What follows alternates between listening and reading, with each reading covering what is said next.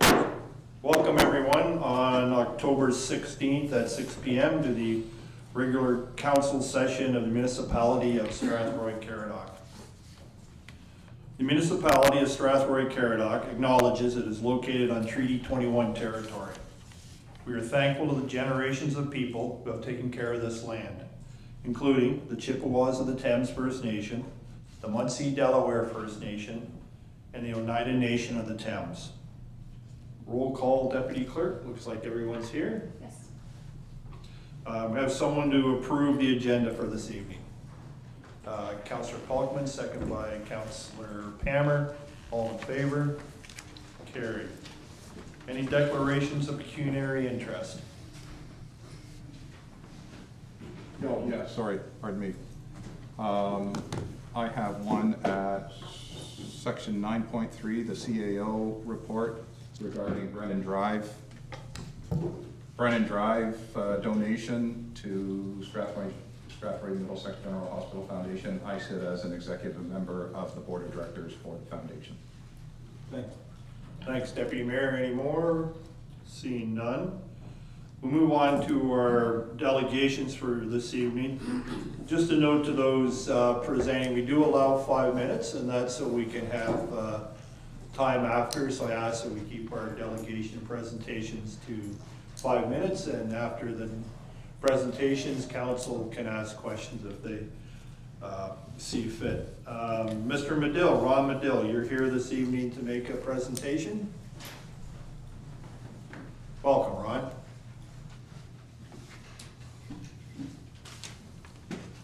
Good evening, ladies and gentlemen. I don't know you all. Ron, is the microphone turned on for him? Okay, thanks, Brian. Is that better? Awesome. Okay. I don't know you all, but I'm Ron Medill from down the road, Mount Bridges. I've lived in Mount Bridges since 1969, and I'm pretty happy to be there. There's some things that I want to know, and in order to keep things rolling, I have to be on top of things. My first thing is, I don't know who owns the sidewalk beside the railroad track, right adjacent to it. Within the last year, they changed the standards, put new lights in, but the sidewalk that people walk on, and the snowplow has to plow in the winter. It's horrible. The blower man could have done a better job than what. So who did this? So I just wonder who owns the sidewalk. Is it the railway station or is it the Caradoc Township? Okay. Is there any more, Ron? We'll answer the questions afterwards. Is there more questions to your presentation, or just that one? No, I got a couple other items too. Well, why don't you do them all, and then we'll have them answered for you. Okay. That's fair. Thank you. Yeah. The second one refers to the drains on the main street from the United Church right through to the second concession. Hardly anybody cleans the drains off. I look after the ones at the church because I'm there usually once a week. And in the winter time when there's ice and snow, it can be plowed up there. And I was there one day at a funeral, and the weather turned mild, and the water went right out to the center of the 81 highway. And I went home and got a shovel and opened it up.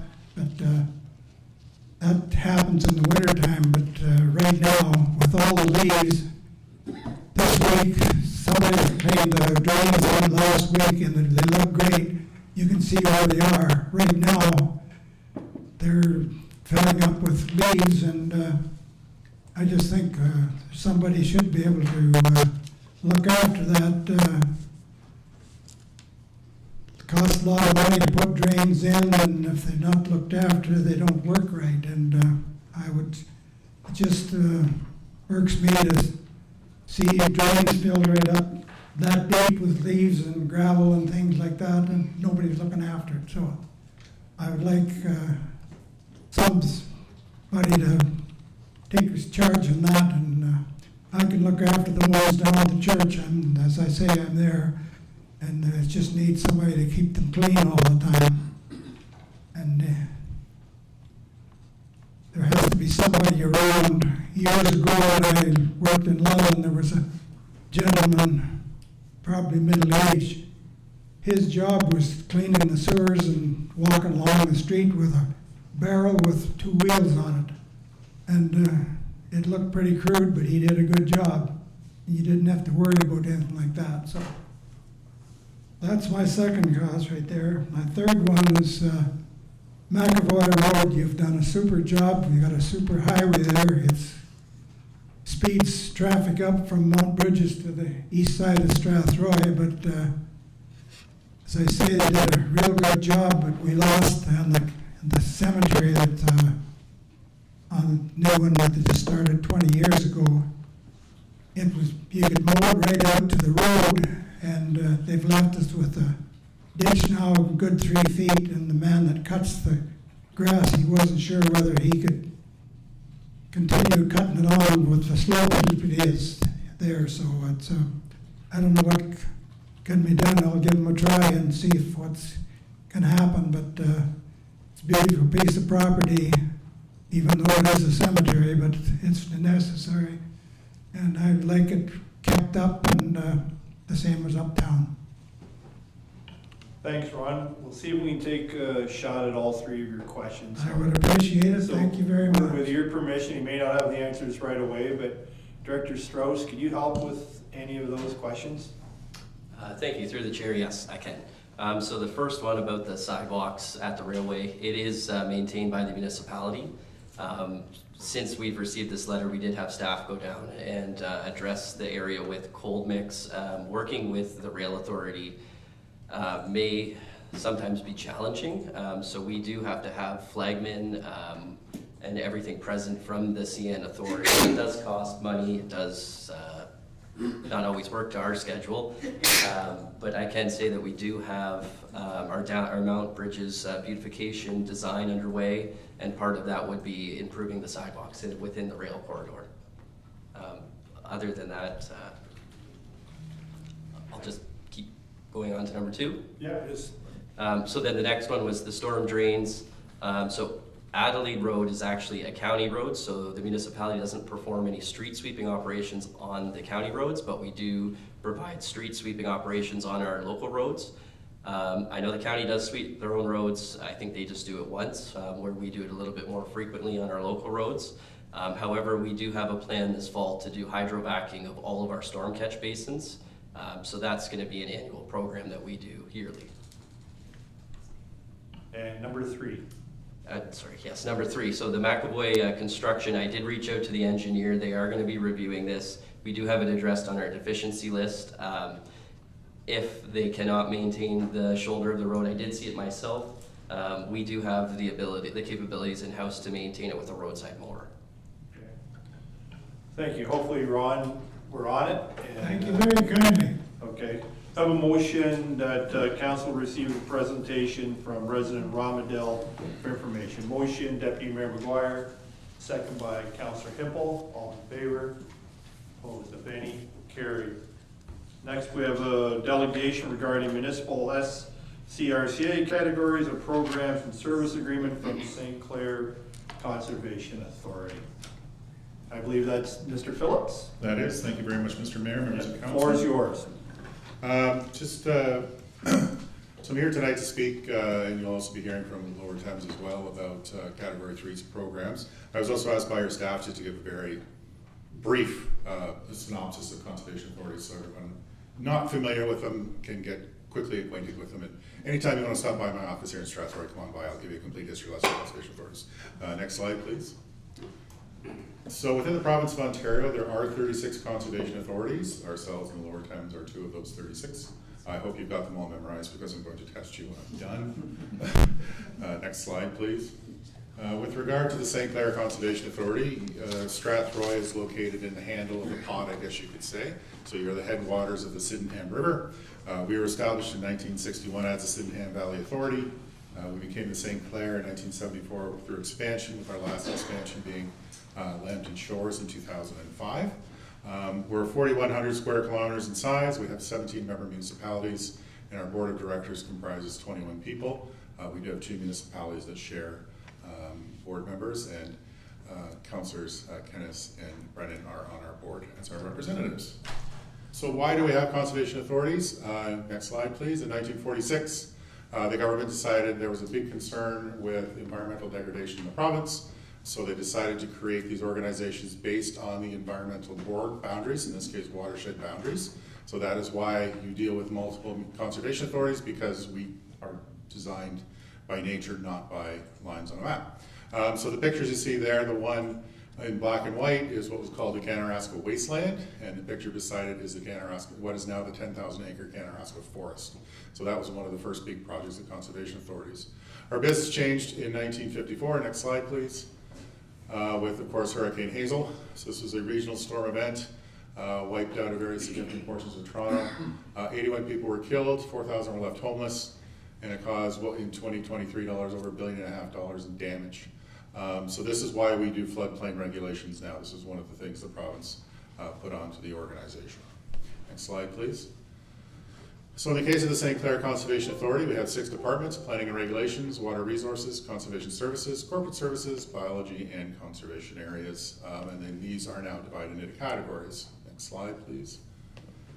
So what the province of Ontario has done with regards to change the Conservation Authorities Act, they've required conservation authorities to divide their programs and services into 3 separate categories. Category 1s are mandatory programs and services. So those include flood forecasting and warning, planning, permitting, regulations, maintenance of your conservation areas, not recreational properties, but just lands that we own, and corporate services. Category 2s are municipal programs and services that a municipality may wish to enter into agreement with the authority.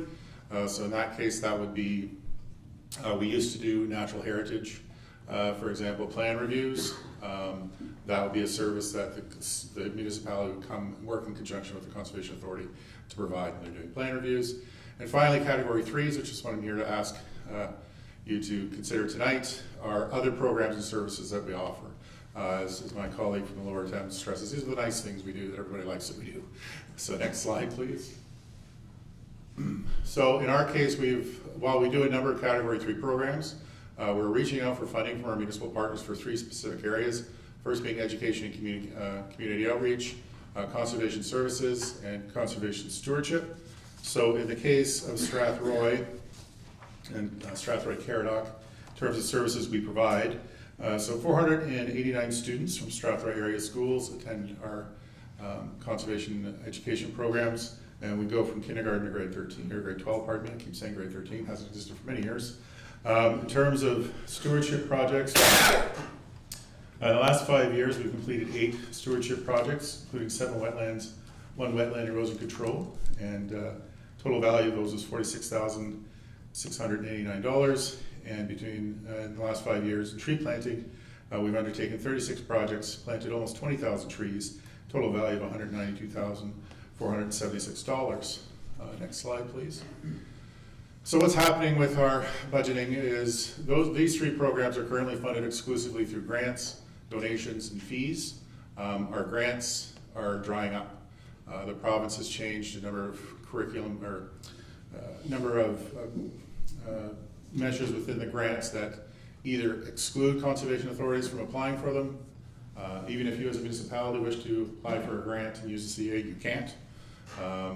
They've also changed the nature, for example, for conservation services, so tree planting. We can buy lots of tree stock, but we can no longer put them in the ground. They will not give us money to actually plant them. So anyways, that's why we're here tonight, to speak to potentially entering into a level category 3 agreements. What we've done at the St. because we've never received funding for these before, at the St. Clair, what we've done is looked at what your apportionment would be. So in these cases for the 3, one would be for education would be $16,332. For private stewardship, land stewardship would be $17,986. And for conservation services, it would be $31,419. But we're not asking for that. We're asking for approximately 40% of that. So it's just over $6,500 for education, $7,000 for stewardship, and $12,000 for tree planting. I want to stress this is negotiation. This is not a levy that I can just impose upon you. The municipality has to agree to these terms. And with that, that's why I'm here, just to give this information to council so they can consider entering into a category 3 agreement. Thank you very much. Thank you. Ken, are there any questions from any members of council? Councillor Wilsey. Through the chair to our guest, what is the timing for this? Are we looking for this for the 2024 year? Could this wait for our next budget cycle? And what would happen if we wanted to either do this amount or higher or lower amount? So we're hoping to have these in place by December 31st. I know it's a little bit ahead of your budget, but our budget will be passed in December.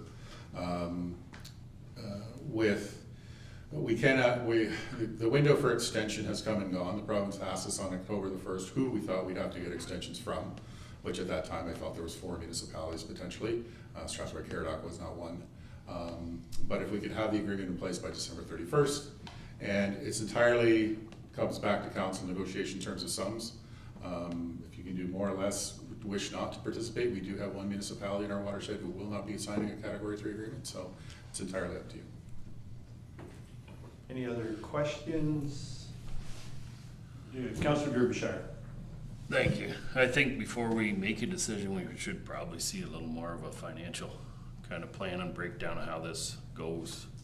Where, I mean, that was a nice little presentation there, but I think I'd like to see a little more kind of meat and potatoes out of this before I say yay or nay. Tonight we're just receiving, so when we get there, we're just receiving the report. Yeah, all I'm asking for is to actually see more financials. Through the chair to council, I will be bringing back a staff report for both of these agreements to council at the next meeting. So the thought was to hear the presentation, ask the questions today from the Conservation Authority, and then we'll be bringing back further information for council deliberation. Any other, Deputy Mayor McGuire? Thank you, Your Worship. Through you, I'm just wondering how many other municipalities have been or will be contacted within the watershed, and how many have provided a positive response? He indicates one has provided a negative so far, and kind of how many are in our position where we're just seeing it and making a decision. Could you answer that, Mr. Phillips? So thank you. Through you, Mr. Mayor, this is, I believe, municipality number 13 I visited of the 17. So I still have 4 more to go to actually before council. We have firm agreements with 3 at this point. So in terms of being finished, the process, 4 are done. 1 has said no, 3 have agreed to enter into an agreement with the authority.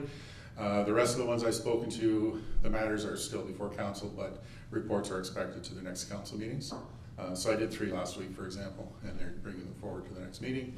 And then the remaining 4, I'm still working at the staff level. I'm hoping to have those done by the end of the year, but we did receive I've requested permission to have those extended until March 31st of next year if we don't get there. But I have had staff level conversations with all of our municipalities at this point. Okay. Councillor Peltman.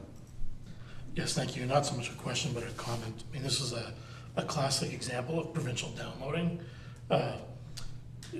You know, these are all programs that the communities have been used to seeing for decades.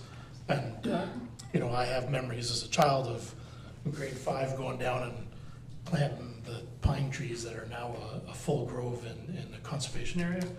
And every time I walk through, I think about those days of making pockets too with Mr. Gloyan and throwing them in the campfire.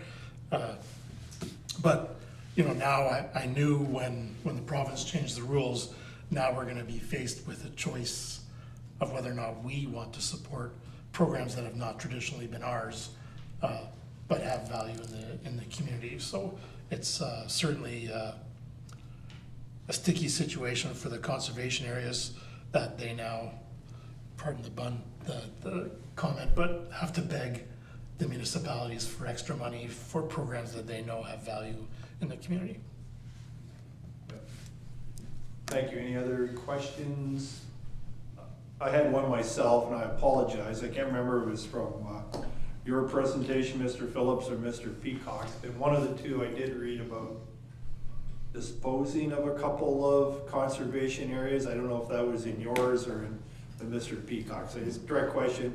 So that would have been our authority. Yes. Recently turned over 2 properties to Linden, Wyoming.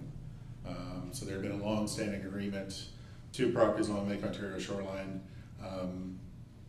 McEwen and Highland Glen. The municipality, we were operating those conservation areas. The municipality then they needed major capital infrastructure work, and the municipality agreed to do the work if they control the properties. So we relinquished those properties to them so they could spend the millions of dollars they need to spend. Okay, thank you for that. Any other further questions? Seeing none, have a motion that council receive the presentation from Ken Phillips regarding the categories of programs and services agreement with the St. Clair Region Conservation Authority for information. Motion to receive. Councillor Kennis, second by Councillor Wilsey. All in favor? Carried. Thank you, Mr. Phillips. Next is Lower Thames Valley Conservation Authority delegation regarding municipal LTBCA categories of programs and services agreement. This is from Mr. Peacock. Mark? Mr. Mayor, Mayor Grantham, members of council, first of all, I'd like to recognize Councillor Hipple, who is on our board. We're in a slightly different situation. The Lower Thames has always had Category 3 levy coming to us from your municipality. So what we're asking for in the agreement is to continue that level of funding, not for any new funding. So we've always had that. So next slide, please. I want to take you back to the start of this, just to give you a bit more background to what's going on. What the province asked us to do was to take all of our services and break them all down in new categories. So this happened, and we did that work and provided to your municipality in February 28th of last year. And it broke down everything we do and how it's funded. Next slide.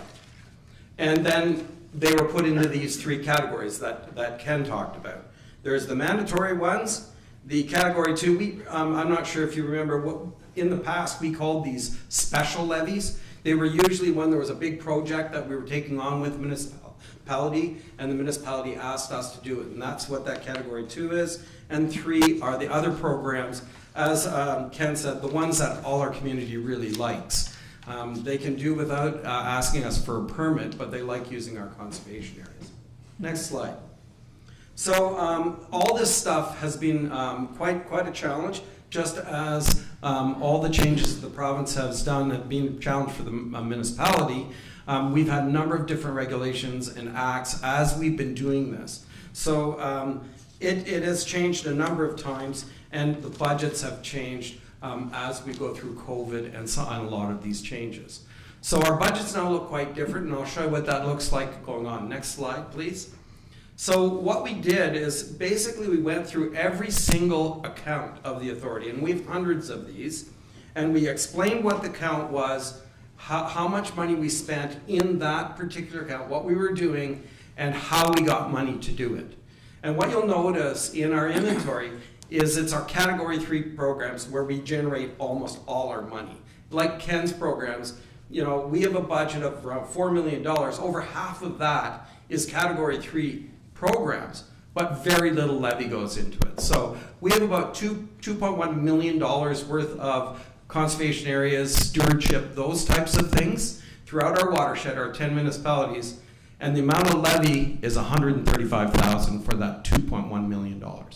So we always say it's money well spent because we take your dollar and we almost get 10 more, or we get whatever it is, more than 10 more for it. Next, please. So when we did this work, when we broke it out, we were careful to account for things properly such that surpluses were actually going to support those programs that were creating those surpluses, and therefore the surpluses in the Category 3 programs is what keeps that levy down because it stays in those programs. Next slide. So what we've done in our inventory, and Ken gave municipality one as well last year, we've said what money comes from the levy, what we get from donations, fees, and grants, what we get, and there is some special levy, that Category 2, and that's mostly with Chatham-Kent with us. We operate some dams and channelizations, and we also do a thing called the CK greening program with them. And then we get a little bit of money, so out of our $4 to $5 million, we get $83,000 from the province. So at one time, they were actually 50% of our budget. That's how much cuts we've had from the province over the last 20 years. Next slide. So this is our 5-year budget, and you'll notice that next year there is a 5% increase. You will not see that. Your current value assessment didn't go up that much, but this is the worst case scenario, 5%. Then you'll see 5%, 333 for the next 5 years. What we are doing is we are required, like a municipality, to have an asset management plan. We have never budgeted for one. So we are going to, over 10 years, bring up the levy 1% per year to address our assets. And in the same time, we are going to draw down our reserves by $1 million. So as we slowly bring up the ability to pay for our assets, we are drawing down our reserves. So in the past, we used to get grants for assets, for repairing dams and things like that. We no longer get that money. So that is what's happening. The reason for the first 2 years, our board has directed our authority to 2% increases per year. We have a compensation plan. We've lost significant staff over the last couple of years because our wages are so low. So we have an increase in levy for 2 years to pay for a compensation plan to try to retain staff.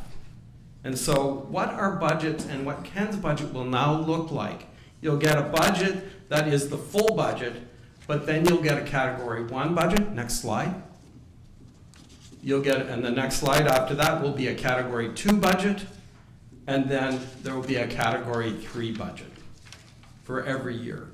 So a brand new budgeting process that's been required by the province, but it very clearly defines, and the categories down the side are new categories, and we've had to redo all our charter of accounts to meet the requirements of the province. Next slide. So we need an agreement with you not to increase, but to continue levying what we have for many years for our Category 3 programs. Next slide. And those are for our conservation education program, which is the Scanado Village and the 1,000 kids from Strathroy that go through that facility.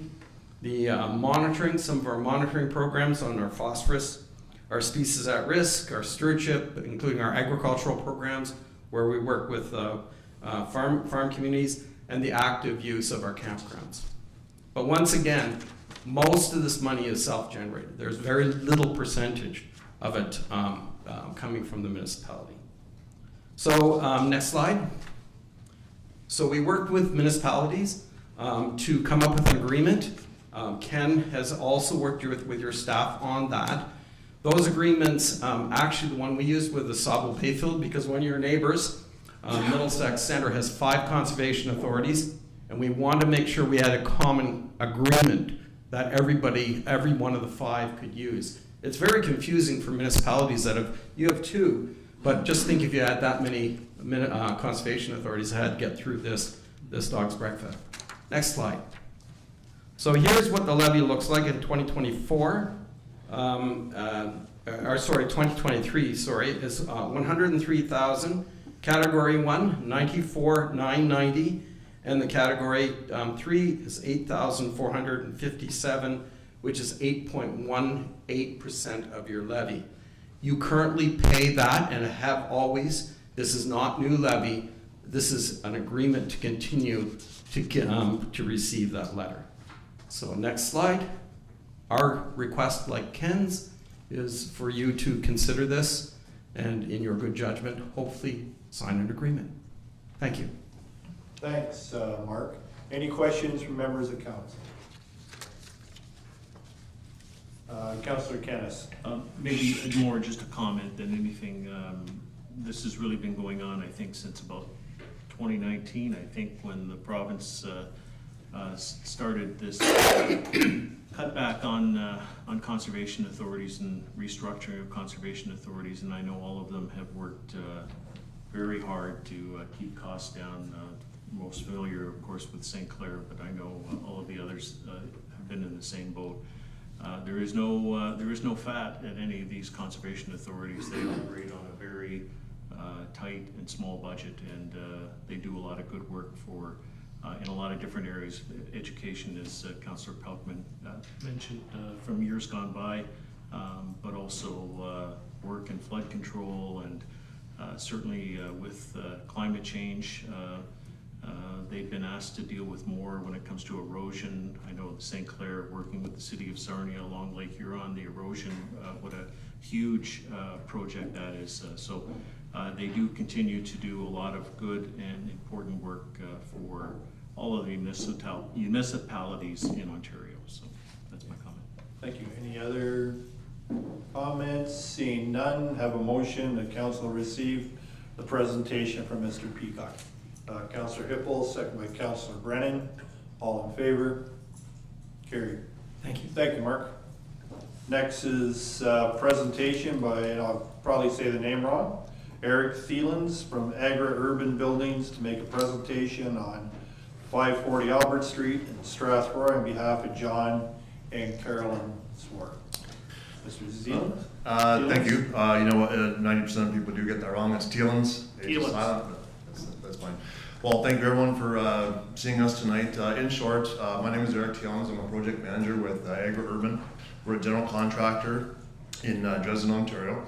And we're here today to represent John and Carolyn Zwart of Zwart Excavating Incorporated. And in short, what we're looking for today is we're looking to, I guess, challenge or request that the outlet at our proposed building on that site, outlet to Ewart Street, as opposed to having it kick up to the north of Albert Street.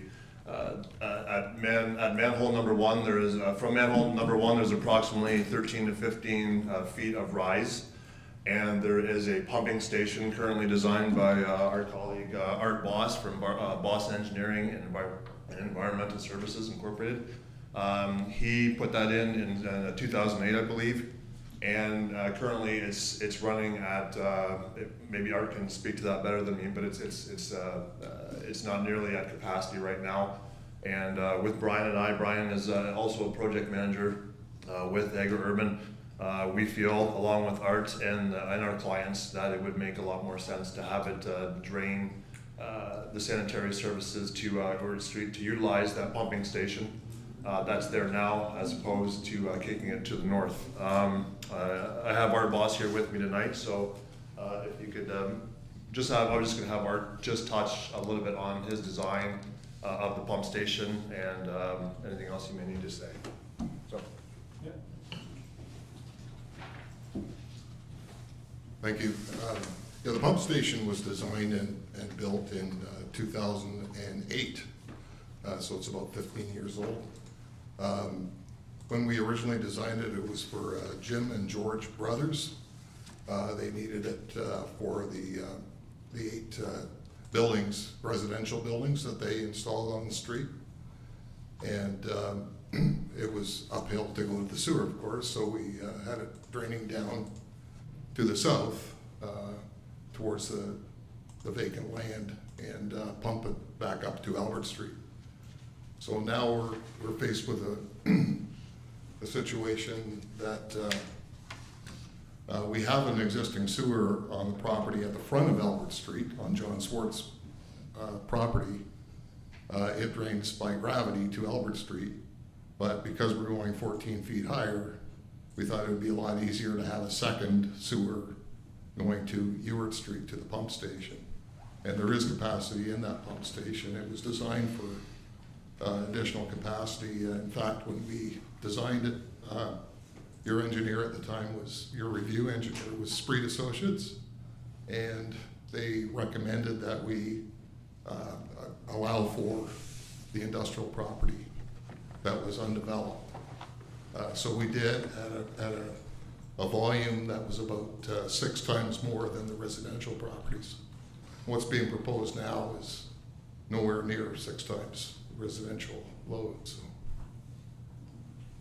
I think the issue arises that your sewer bylaw allows a single sewer connection, and we're requesting 2. All right, thank you. Any questions from members of council? Deputy Mayor McGuire. Thank you, Your Worship. I'm just wondering, on the map that I'm looking at, so there's it's a Google map, showing the properties, and it has a black line on it that extends from the proposed structure at the bottom up to the existing precast pumping station. So you're speaking about a pumping station that's on Ewart Street that you're proposing? And I'm just, if I heard you correct, and where on this map is that located? That those, the Brothers development exits into? Would you happen, would you be able to put that on the big screen at all? If not, well, it is on Ewart Street. It's right at the end of the line. I believe it's manhole number 6. I also sent in an actual the sanitary servicing plan from Art, and I just thought it'd be easier to plot it on the topographical map. So it's on Ewart Street, and it's on the south end of those 4 duplexes, and it's right on the west side of the road. And thank you. So is that the one that's marked by an X? It is, yes. Okay. And I believe I have the word pumping station actually written down at the top of the page. It might be cut off. Okay.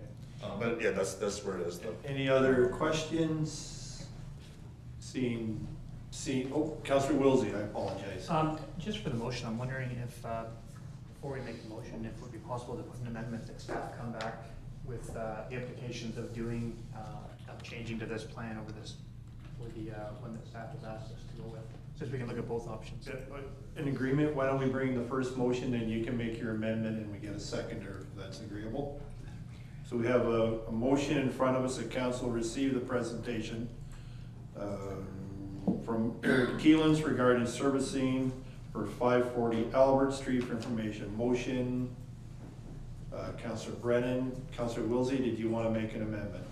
And I would request that Councillor Brennan, if he was agreeable, amend that motion so that we could look at the proposed solution as well as the one that staff went into a comparison between the two for any implications of going into your solution.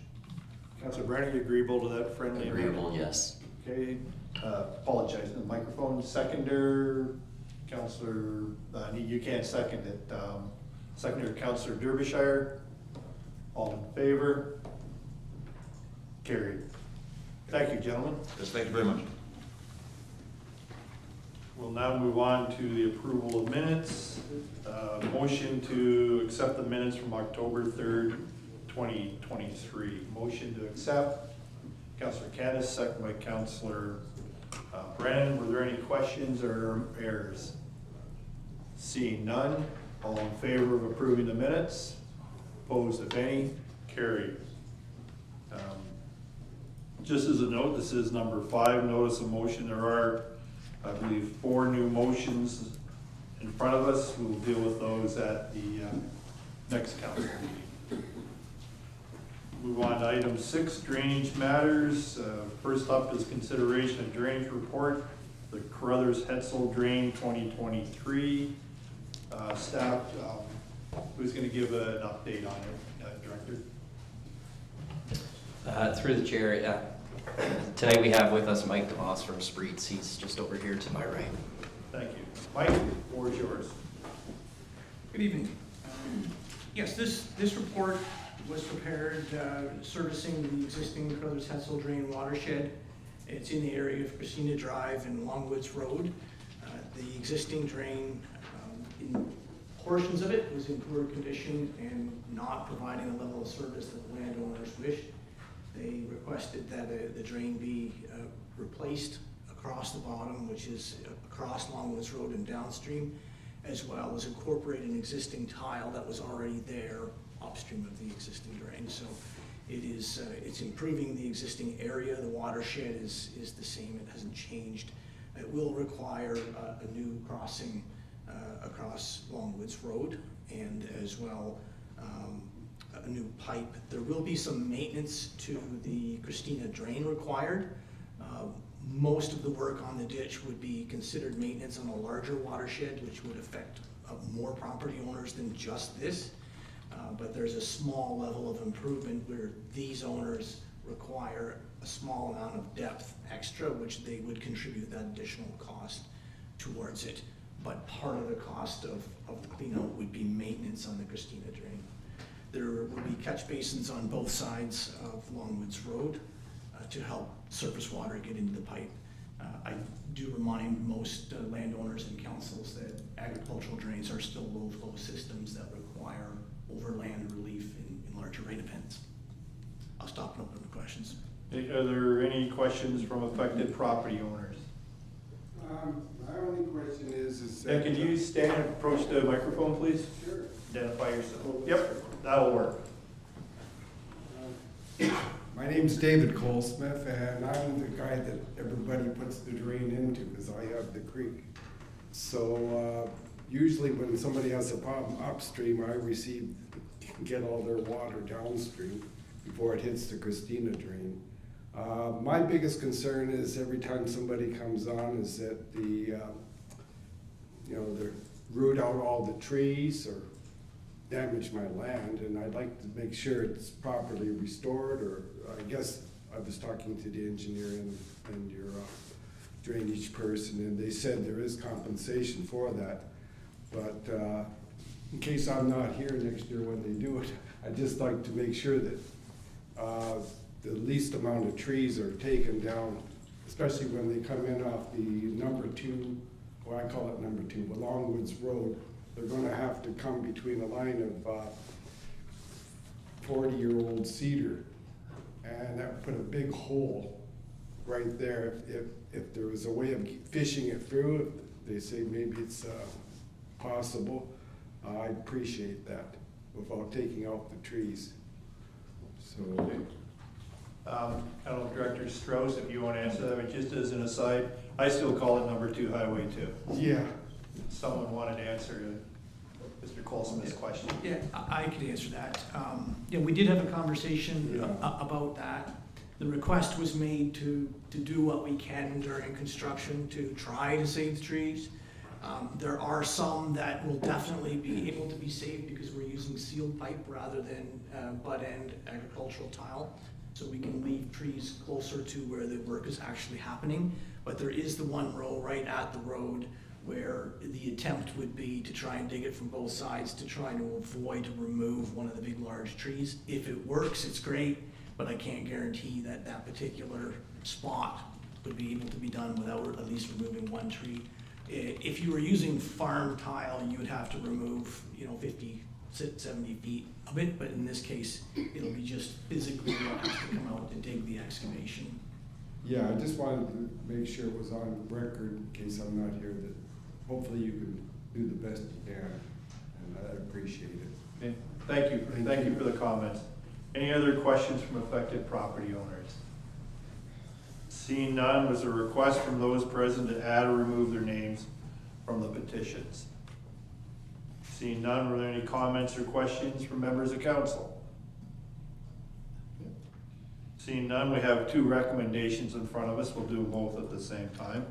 Recommendation that council adopt the engineer's report for the Carruthers-Hetzel Drain 2023, and further the provisional bylaw number 73-23 for the project be referred to the consideration of bylaws section of the agenda for first and second reading. Motion to carry, Councillor Hippel, second by Deputy Mayor McGuire.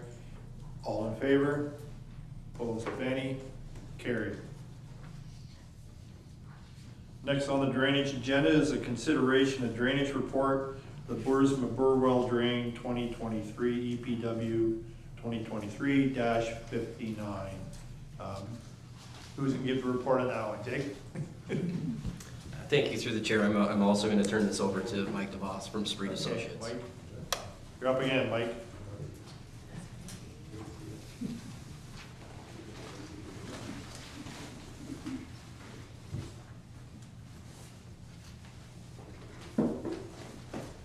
Okay. Thank you. This report is for a new municipal drain. So there was a group of landowners that petitioned in the area of Burwell Road and Riley Drive.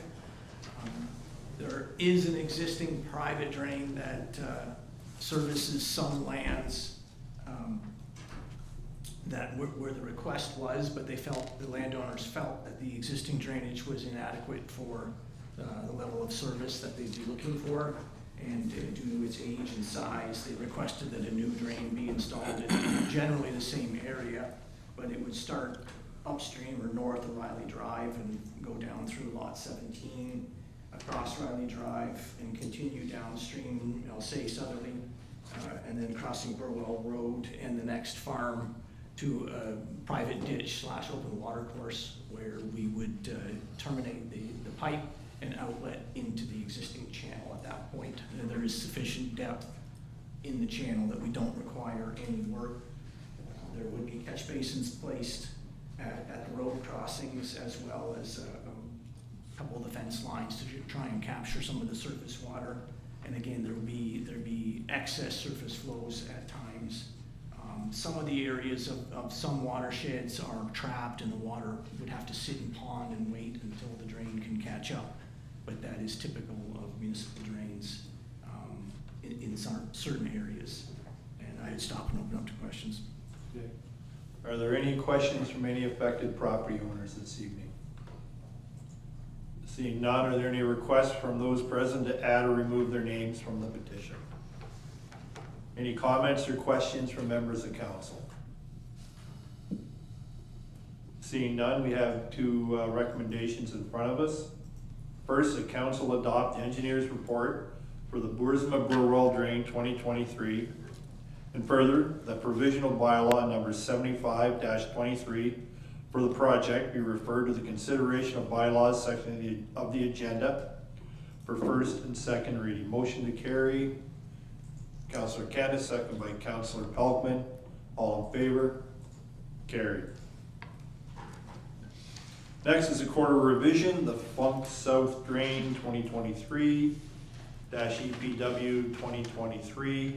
Motion to open the quarter revision. Councillor Brennan, second by Councillor Pelkman. All in favor? Carried. Are there, I guess gonna have to enter appeals. Are there any appeals, if any, for the Funk South Drain 2023? Seeing none, are there any questions from members? Seeing none, we'll move to the recommendations. First, that provisional bylaw number 56-23 regarding the Funk Drain South 2023 be referred to the consideration of bylaws section of the agenda for third and final reading. Motion to carry. Deputy Mayor McGuire, second by Councillor Pelkman. All in favor? Carried. I have a motion to close the quarter revision. Deputy Mayor McGuire, second by Councillor Pelkman. All in favor? Carried. Communications. We have a number of communications in front of us this evening. I believe there's 11. So I have a motion to receive the communications first. Deputy Mayor McGuire, second by Councillor Kennis. Did anyone wish to pull any communication? Deputy Mayor McGuire. Thank you. I'd like to speak to 8.1. Okay, thank you. Councillor Pammer? 8.2. Thank you. Councillor Kennis? 811. 811. I had your name penciled in. Deputy Mayor, if you wish to speak to 8.1. Thank you, Your Worship. I was really happy and pleased to see this report come before us. I think this is a incredible community group that is coming together and formed, and they are now a not-for-profit, so congratulations on that. Of course, this is in regards to Melbourne and the Melbourne Sports and Recreation Association. I happened to be down there on the weekend just for a drive, and I was stopped into the horse barns and was talking to a gentleman there that is training his horses, and in fact he commented about the work being done, and I could see the work being done over at the Ball Diamond. So I just want to say this is a great initiative, probably a decade in the making, I'm sure, and I look forward to being out there next year watching a baseball game. So I support them wholeheartedly. Thank you. I'm going to echo your sentiments, Deputy Mayor. The Ball Diamonds in Melbourne. I can tell everyone that I spent a lot of time on the bench at the Melbourne Ball Diamonds, so I look forward to seeing them back working. Councillor Pammer. Yes, so 8.2 is regards the proposal, a public notice regarding a telecommunications tower proposal at 10 Carroll Street West. And there has been some inquiries made in the community about the safety of it. It is in a very residential area. And I'm just wondering if we could get some clarification as to, I see they had an open house or they were open to comments till the 13th, community comments. But after that, what is the process and what, if any, could the community do if they felt that it was not safe, it was not in an ideal location? Are you directing a question to someone? Or? Yeah, sorry, Director Huff. Director Huff or Director Strauss, one or the other, yes. Thank you, Worship, to Council. So thank you for the question. We do get these types of applications occasionally, maybe 2 to 3 a year that we see come forward. I know the advertisement that went into the newspaper noted that October 13th was the deadline for comments, but that has been, we've been in correspondence with them. We advised that this was in front of council and asked if there was an opportunity to extend the deadline, so they did agree to do that. So there is some extra time. Deadline is now the end of this week for residents or anyone to provide comments to the authority. In terms of next steps, so essentially there is a protocol that the Ministry of Innovation, Science and Economic Development Canada follows, ISED, and so that is a consultation process, and that is required federally for these types of applications across Canada. And so there is a very prescribed step-by-step consultation piece that includes what they've done so far is in terms of the newspaper advertisement, direct mail outs to the residents as well, and an opportunity to receive the comments, but then an obligation to also respond to the comments as well within a prescribed period of time. I believe it's, I think it's 90 days, and I can double check that. But then afterwards, they do come to the municipality for a letter of concurrence, and that is a letter of concurrence that says that the consultation process has been followed and that there is or is not objections. And if there is no letter of concurrence, if there is silence on that matter, then the proponent can contact ISED and they can assess whether or not that consultation process is considered complete or not, and either approve or not approve the project. So generally they are, and we're usually copied on the responses that they provide to the residents. If we're copied by the residents themselves, we do get copied. And so they do provide information both on the location as well as the safety concerns that some residents do have in respect to the radiation. Any follow-up, Councillor?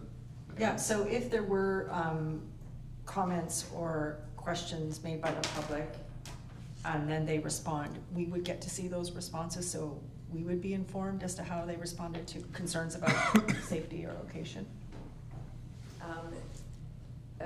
Through the mayor to councillor, so we are copied on the correspondence if the resident has chosen to copy the municipality. So in some cases, the residents correspond directly with the proponent, and that communication goes on and we're not aware of the exact discussions, only if the resident has chosen to CC the municipality.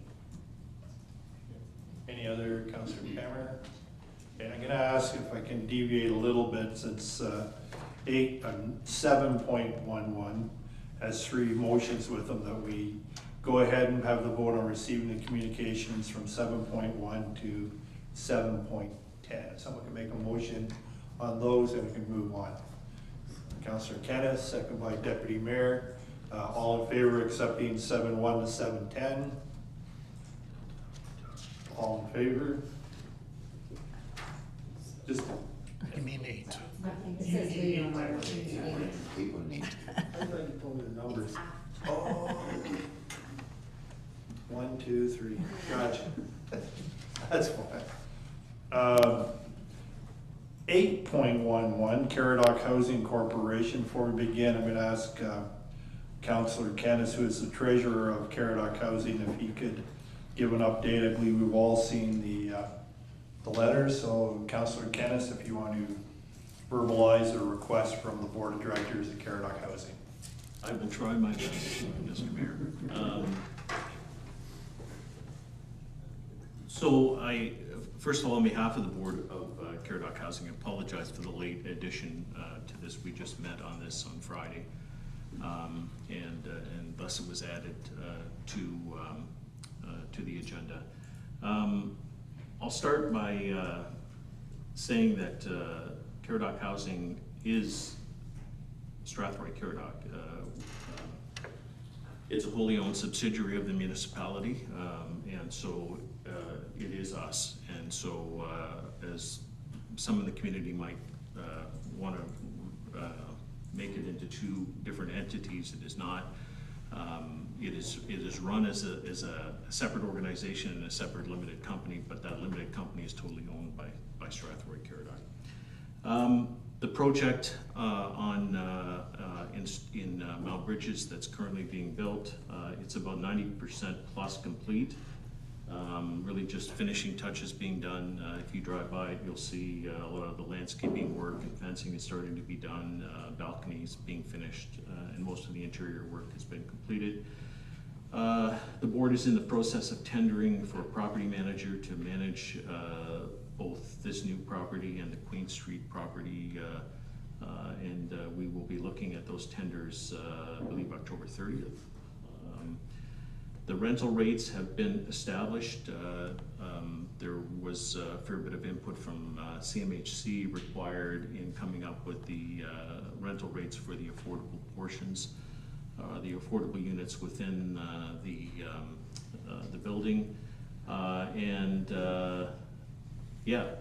once the property manager is in place, hopefully we'll begin accepting applications to rent apartments in the facility, hopefully December, I think, and ideally it'll be filled quickly. But the big if on this place is how quickly it will fill, and cash flow on that building determines everything when it comes to the amount of mortgage that will be drawn in the end, and how successful the building will be. There have been lots of questions about this project, and perhaps there weren't enough questions asked earlier on by council and when the project first began, but certainly it was initiated at a time when the housing, great growth in housing was coming to an end, and interest rates were on the rise. Since the project construction began, prime has increased about 4%, and those of you that are familiar with construction projects, construction financing is always done on a variable rate, and as a result, the amount of interest paid on construction draws is as much as 4% higher than it would have been, say, about a year ago. As a result, there is a new mortgage, a first mortgage arranged with First National, which we're all aware of. The interest reserve required to hold the end rate on the mortgage, the takeout mortgage in the end, has gone up, so more money is being required from draws and cash available to fund that interest reserve for the lender. At this point, the general contractor is owed a significant amount of money, about $2 million, and they're charging 11% interest to Caradoc Housing at this point because they're using their money to pay subcontractors rather than ours, and as a result, we're also paying a significant amount of interest on the construction, on the money that's owed to the contractor for work done. That contractor has made it known that they no longer wish to hold or finance the project for us. They want their money to be paid, and so they've made a form of demand for the approximately 2.3 million that was owed to them. I believe we've sent them about 3 or 4 or 500,000, I think, from a holdback that was released, and so we still owe them about 1.8 million. What we're asking of council is to temporarily provide cash flow assistance to Caradoc Housing in order to pay the contractor, and with that eliminate the 11% interest that's being paid to the contractor. The municipality has the cash to fund that, and it would save a considerable amount of interest to Caradoc Housing and ultimately to the municipality by doing so. You've seen the motions that were presented at the Caradoc Housing Board meeting on Friday. One asking or requesting the municipality to temporarily pay the unpaid balances to the general contractor, and also asking for an audit of sorts on the finances of Caradoc Housing, but also, I think more importantly, I don't think there's monetarily, I don't think there's anything untoward.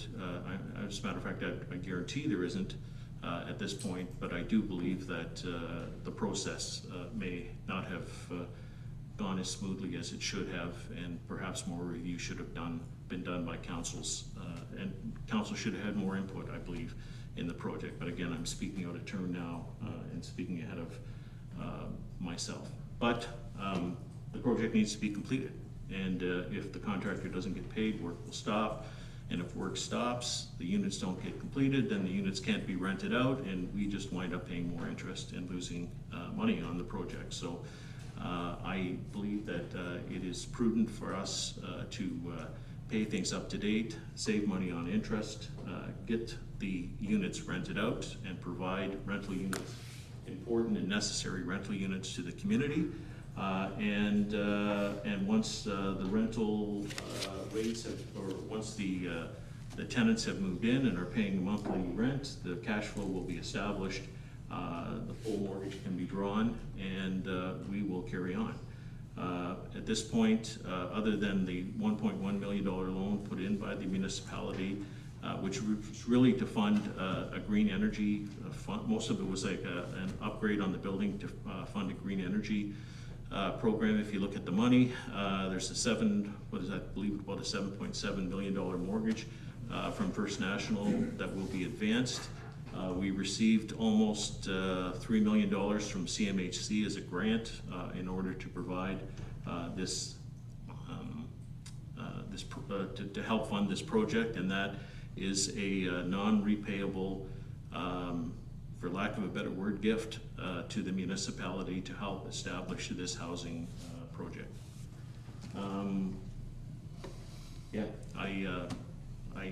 It's unfortunate that we're in this position, but it's one that I'm still very optimistic about.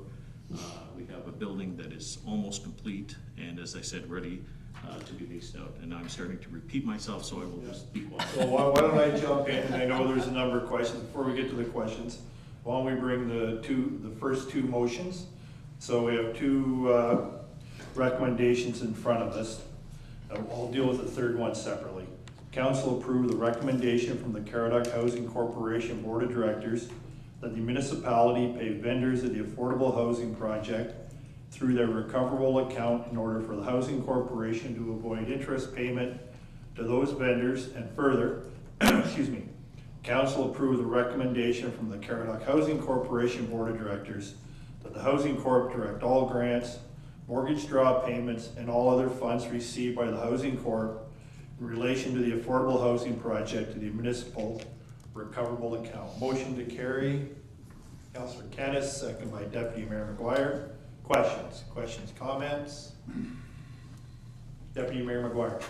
Thank you, Your Worship. So first of all, I want to thank Councillor Kennis, and I know Councillor Pammer and yourself all sit on that board. So I appreciate the report. I appreciate the frankness, and really just that insight about what's going on. I will say in support of these motions that I think it is imperative that this municipality and this council show that we pay our bills, we pay our invoices, and then we address that situation in the background. Well, I guess I'll ask the question that I think many people in the community might ask after hearing all of these reports. And I guess I'd go through the mayor to the treasurer of the CHC, Councillor Kennis. At the end of the day, Councillor Kennis, is this project going to be self-supporting in terms of its cash flow? Is it going to continue in a manner that is not going to have to be subsidized by the Strathroy-Caradoc taxpayer? Honestly, I'm not sure. I really don't. I'm not sure. The quicker, all I do know is the quicker that it gets leased out, and the quicker that we start getting money in monthly rental payments from tenants, the less likely it is that there will be a shortfall. Thank you. Thank you. Yep. Councillor Wilsey. This question, I think is probably going to go to either to the treasurer or possibly to Director Dakin. Back at the annual general meeting we had in June, when interest rates were similar to what we are now, there was a budget presented. That budget presented that it was going to be cash flow neutral, needed no more money for the rest of the year. And then at the time I asked the question that interest rate seemed low. The answer I received back from our Director of Finance at the time was that the interest rate was probably high and there would likely be a surplus by this project. Now, that was only in June. Interest rates haven't changed that much since June.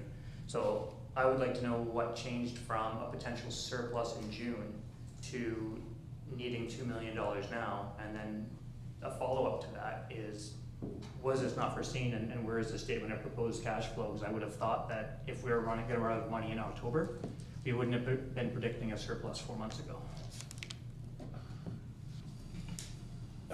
Director Dakin, did you want to take a shot? Can I- Yeah, Councillor Ken, I apologize. I can't answer your question completely. All I can say is, and I've said this to a number of people over the past couple of weeks, is that this municipality is not in the housing business, and as such, it's a whole different animal that we have no familiarity with. And so, to defend the treasurer of the municipality, this is totally outside of the normal of what we deal with, housing and financing housing projects.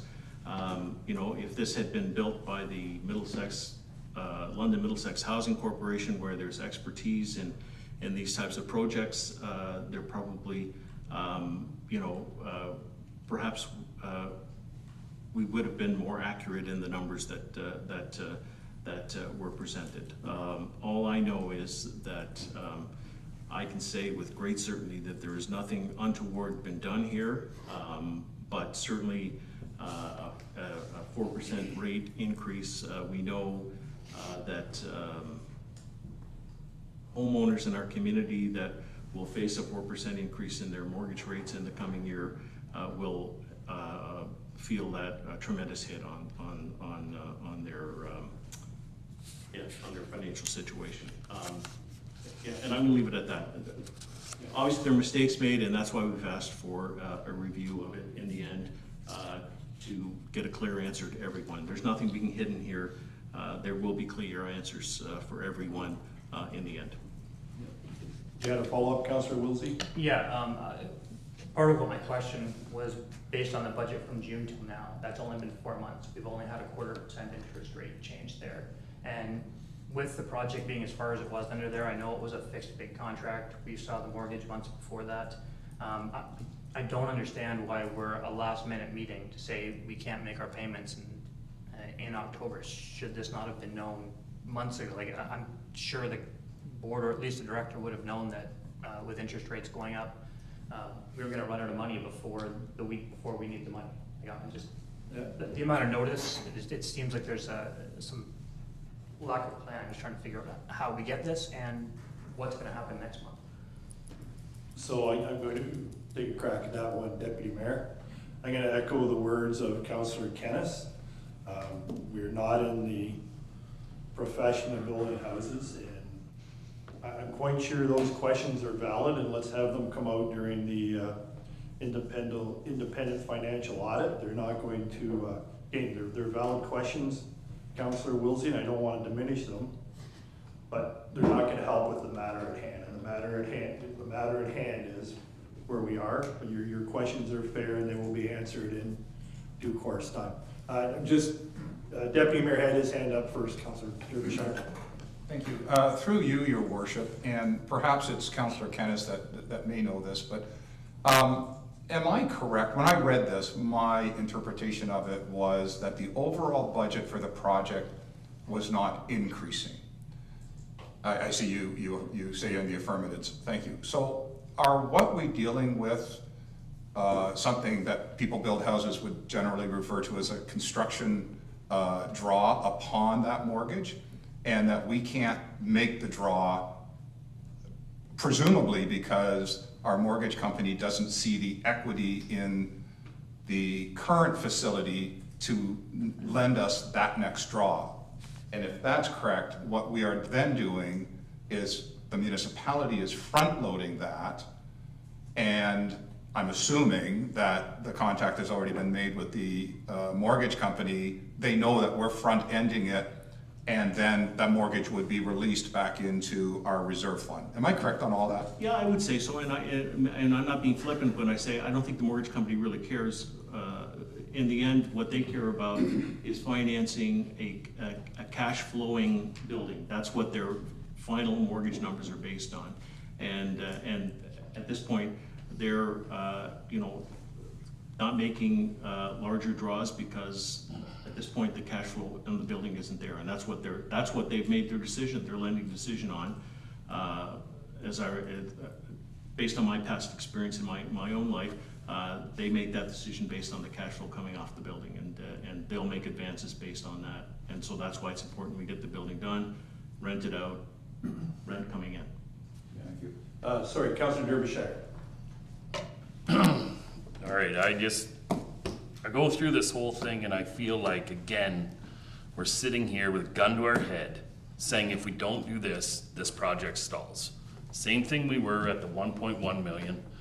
And what happens when we give this money without seeing a lick of financial stuff? Like, we don't even know what's been paid, what's been borrowed. We don't know where you're at with your 7.7 draws.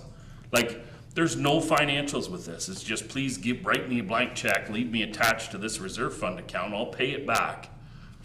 But we could be paying out of that reserve fund to sustain this project for a long time. My big problem though is we're here with, we have to do it or the project stops. And if we don't do it, we're not good people, because this is a good project. But financially, this is probably a terrible decision that we're actually making to just keep going forward with this ship. We have no reason being in this housing business, but we're gonna keep floundering through it until it probably breaks us. So I realize we have to pay the money because we have to finish the project. So I'm not opposed to, obviously I know the vote's going that way, but for gosh sakes, we need to see what's going on. Like, we can't just, that'd be like handing your credit card to the kid and saying, here, go get lunch every day, right? I mean, this is ludicrous what we're doing here. And I hate to use these words, but we've had these discussions all the way along and everyone just keeps saying, just keep going, it's good for the community, it's good for the community. When is it bad financially for the municipality? Like, these are taxpayer dollars, these are people's money that we're using. I'm going to vote for it. I want to see financials on this thing. Like, I want to see how much we have out, where it is. I don't care if it comes after this report and we vote on it, but when you go to borrow money, you have a plan and a project and you show what's going on. We don't have that. We just keep lending, and I know it's us lending it to us. Well, then let us see the books. Let us see what we've borrowed, where we've drawn, how it's come out, you know. That's just my rant. I don't think that's to anybody or where it's to. I think we need to start looking at this as less of this is a great housing project and where it's actually putting us financially as a municipality. It's great to have housing, but again, like we've all said, we shouldn't be in this business. Can I take the first crack at that one, Councillor Kennedy? Oh, yeah, sure. I agree, Councillor Derbyshire. I don't think you'd find any of us three who are on the board of directors of Caradoc Housing. We agree, and we're more than willing to show that's why we're here today, but there was a literal proverbial gun put to our head to come to council. But just for myself, I agree with you, and I'm gonna say this, I support this project. The theory housing, you're right, is good for the community, but my feelings will change if the financial situation changes. And I'm sure I can speak for others, but if the financial situation of this project were to become dire or start to cost the municipality more money, you will find that my opinion will change. Yep, there, Councillor Derbyshire. I guess my thing is, then why not attach some financials to this? Like, nothing came forward with it, other than a request for more money. Well, I'll go to Councillor Kennis. Yeah. Just to reassure you that the board of the Caradoc Housing has seen the numbers, and I gotta tell you, they're complex numbers. I'll be honest with you, it just, and I totally agree with what the mayor's saying. It comes down to, and again, I don't want to be flippant in saying this, we got to get it done, because we got to get, that's the only way we're going to generate cash off this building, is to get it done. And the numbers that we've seen would all indicate that indeed that's the amount of money owing. And in the end, this thing may very well come out at what the projected costs were, but the quicker we get it done, and I keep repeating myself, but the quicker we get it done, the quicker we get rented out, the more likely it is that we're going to hit those targets. And I agree with you 100%. Those numbers will all be presented to this council with a report as to the numbers and the process, because as I said, I'm less concerned about the numbers and more concerned about the process. And I'll leave it at that. Okay, just one more, then I think we need to call the vote, because we had another one, Councillor, but I'll allow you one more, Councillor Derbyshire. I understand the process has to go through. My thought is it better for the municipality at the end of the day to not move one person in and put a for sale sign at the end of that road? And maybe we just take our first loss instead of spreading this out over 50 years. I'm going to suggest that may be a different discussion, because it kind of imperils But I don't have any financial numbers. Yeah. So to me, everything's up. That's what I'm saying about when you don't present anything with it, we end up. Yeah.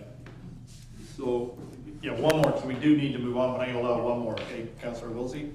And it's just a question on the motion. Instead of tying this to a reserve, are we able to just give a set dollar amount? Instead of tying it to a reserve that's open-ended, like Councilor Derbyshire said, and give our kids a credit card, could we just say, all right, $2 million, if you need more, come back? Could we do that instead? And that way we're not tying it to a reserve account and coming back and forth. That way, if there is more money needed, it's clear, it's coming back to council, and we can have another discussion, rather than just giving an open credit card. And I have given my kids a credit card. That's painful. Can you help with that, Director Dakin? I'm not opposed to that motion, Councillor Wilsey. Through the chair to Councillor Wilsey, this is not a reserve account. This is a internal account, so that we can, so like if you were to do work, planning, for instance, goes out and gets third-party reviews done on engineering. You as a proponent would have to repay the municipality for that account, and so it goes into that recoverable account. It's not a reserve, it's an account to track where money is owed to someone else. It's not a reserve, it's basically just an account that's used so that we can track this. That's all it is, it's not a reserve. But if you want to make an amendment motion, Councillor Wilsey, we'll have the vote on it. Yeah, if I could make an amendment that we just give a fixed amount, and I'm going to need someone to help me with what that amount is. $2 million will get us through. Right? If we could change this, instead of connecting it to that revolving account, to be a straight $2 million loan to Caradoc Housing. Did you want to say something, Director Dakin? I don't know. Your light was on, that's why I'm asking. Through the chair to Councillor Wilsey and council for that matter. What the request is, and the board of directors can correct me if I'm wrong, is they are looking to the municipality to pay the bills and have the cash flow coming back in to the municipality. Currently, there is about a $1.8 million bill that's owed, but obviously as the project completes, there will be more expenses. So instead of coming back to council each and every time that we need more funds to fill the gap, we would ask that council takes over the payment, basically paying the invoices that come in the door, and then as the draws come in from First National and other HST returns, you name it, any money that's attached to this project would then go against those accounts. Yeah, and then we're gonna need a seconder, Councillor Wilsey, but I'll allow you a comment. Yeah, my comment on what you were asking initially was clear. I thank you for the explanation. It matches what I thought was happening before. My motion still stands, that I would like to give a fixed amount and any amount beyond that. So is that, Councillor Kenneth, did you say $2 million? Well, why don't we try 2 million, and Okay. if we have to come back, we have to come back, but I think that'll be pretty close then, I would think. Anyone to second? Councillor McGuire, all in favor of Councillor Wilsey's amendment? Any opposed? 2 opposed. Motion carries. So now we'll move on to we had the motion in front of us, the 2 motions. I'm not gonna reread them, but we'll add Councillor Wilsey's amendment. So motion to accept the 2 motions with the amendment in front of us. All in favor? Opposed, if any? Carried. Then move on to the last motion. Mr. Mayor, Yes. if I could just comment, I appreciate the support on this. I think all of us on Caradoc Housing do, and I certainly understand all of the concerns, and I think you have the word of certainly all of the members of the board, including the 3 council members, that we will provide a fulsome report on the numbers and how it all got put together in the end. And I hope that in the end we still have that we will have a good housing project for this municipality. Yeah, just one, then we gotta go move on, Councillor Wilsey. Just on the motion we just passed, I know we did the loan. The motion that we just passed was a 2-part. And the Yes. second part was that all the funds from the Caradoc Housing would go to this account. Being it's a loan, that second part probably shouldn't be there because we need that money to stay in Caradoc Housing or they can't repay their loan.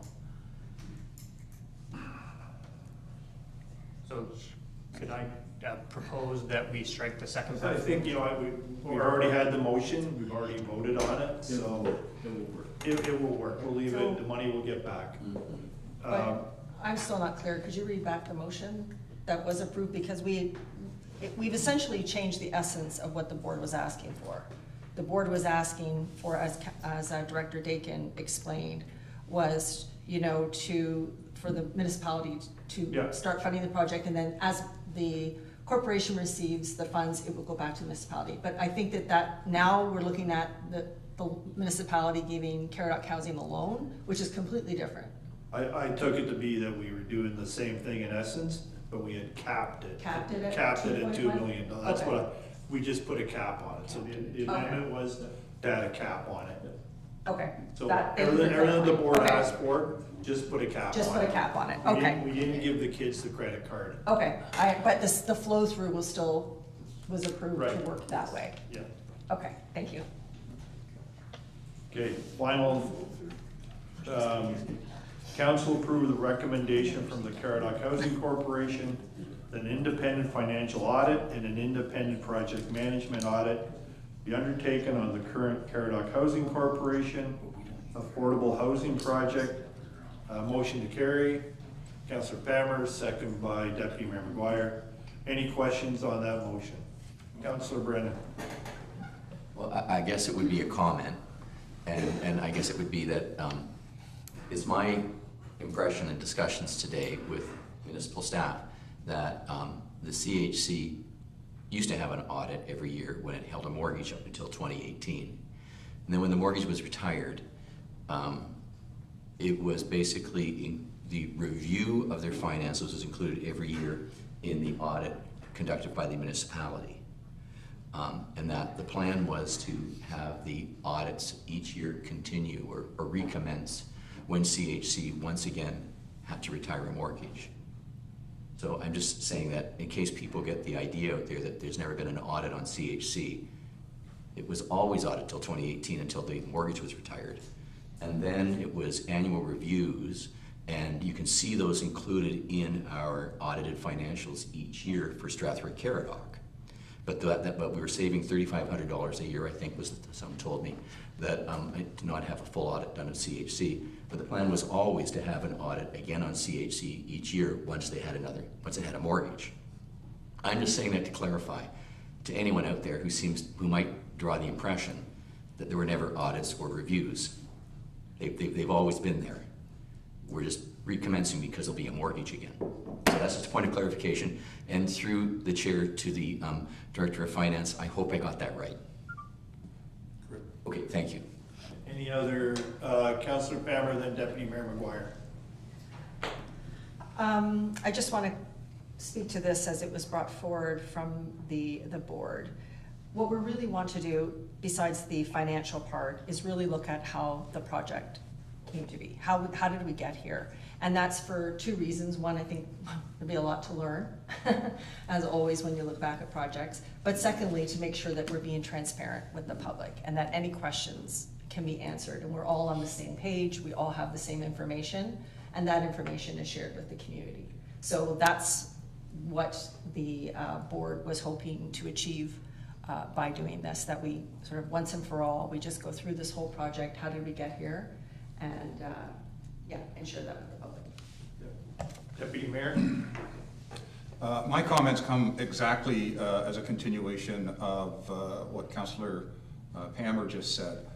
I would be seeking to amend the motion, and it's for clarity, is what I'm asking for.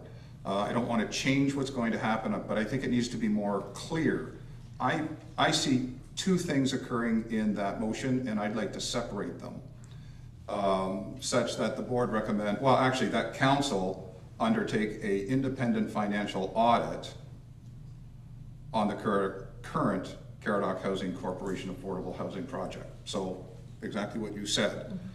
And then I've been drafting or thinking about some wording that would work for what Councillor Pammer said, and I see that the other section to that, I guess would be a second motion, in fact, would be that council undertake an independent review of the initialization, development, and management of the Caradoc Housing Corporation Affordable Housing Project. So I've used three words to try to pick up how did it start in the initialization of it, how did it develop from thought to in the ground, and then where was it managed once shovel went into the ground. So that's why those three words are there. I think it's all the same concept, but if we're going to ask somebody to do something, I just think the clearer we are, the better report we're going to get back. So could I help you with that? Absolutely. Deputy Mayor? A little bit of wordsmithing. An independent project management, including but not limited to those three items, may deal with it rather separate. Just add that onto it. That would be all as one motion then? All as one motion, but you're going to have to bring an amendment. Okay, so then if I may, Your Worship, I will make that amendment. So I'm going to request an amendment that the current wording with the addition after the word management to include the words to include but not limited to the initialization, development, and management. I don't know if that reads right. I guess the clerk's going to have to tell me whether or not that reads right. Do you want to? Can you read? It's difficult. I understand what you're trying to do. Yeah. Or perhaps she needs to wordsmith it for us. I need to wordsmith it. Okay, but we know it, we understand it. You made the motion. We get somebody to second Councillor Hippel, all in favor of Deputy Mayor McGuire's amendment? Carried. Any further discussion on the audit? Sorry, if you indulge me, I have one. It's for the CAO, and it's just, who will do this? I don't know if we need to, but who would perform the audit? I don't mean to put you on the spot, but I just, who would do the audit? My recommendation is we would follow the procurement of going out for RFP for this, so that we do our typical procurement process and get submissions for it, come to council. Council then can decide on the firm to be used, and then we can move forward from there. Okay, Deputy Mayor. Do we see this as two separate RSPs then? Or would one person do both the financial and the other? I would suggest one person could do it, but okay. Defer it. Any other questions on this? I think we've talked this through. So we have a seconded motion. No further questions. All in favor? We voted already. We voted on the amendment. The amendment. On the amendment, but now we need to vote on the amended motion. Right? We voted on the amendment. Now we need to vote on the motion with the amendment. You did have a move. Right. So, the vote, all in favor? Opposed, if any? Carried. Thank you.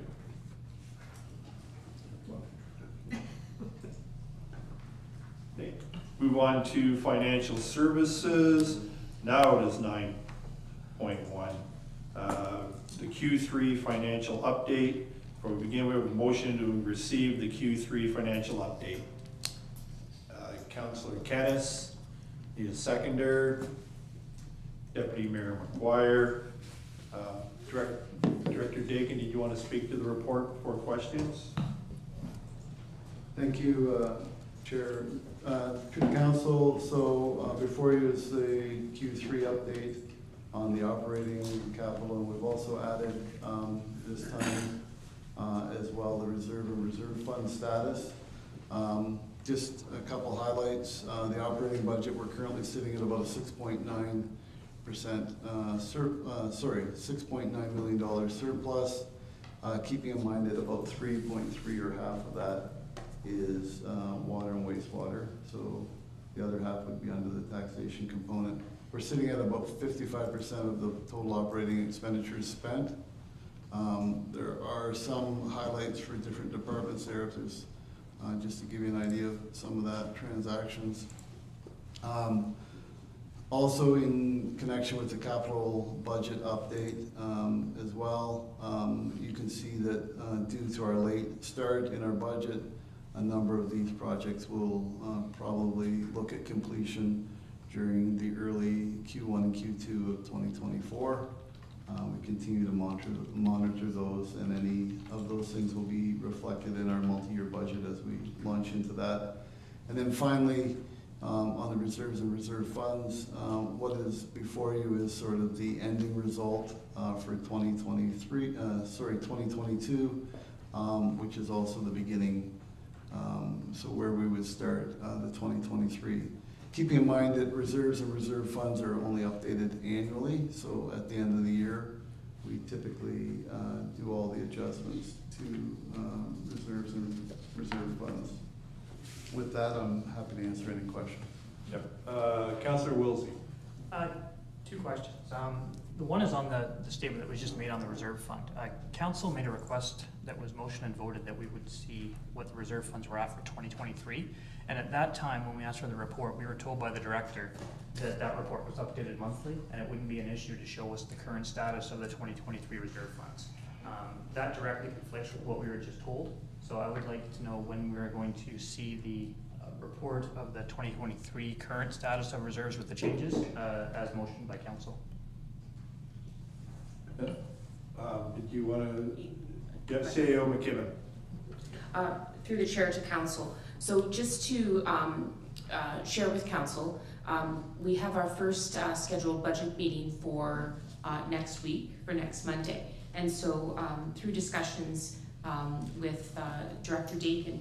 We thought for the budget process, as I had mentioned, we're sort of looking at sort of changing things up a bit. And so the first budget meeting is actually going to be just focused on reserve accounts, trust accounts, and debentures. So that first meeting, before we sort of get into the rest of the budget, is to take an in-depth look at what are those, what do we have, and where we're sitting at.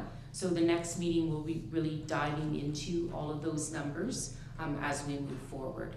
Yeah.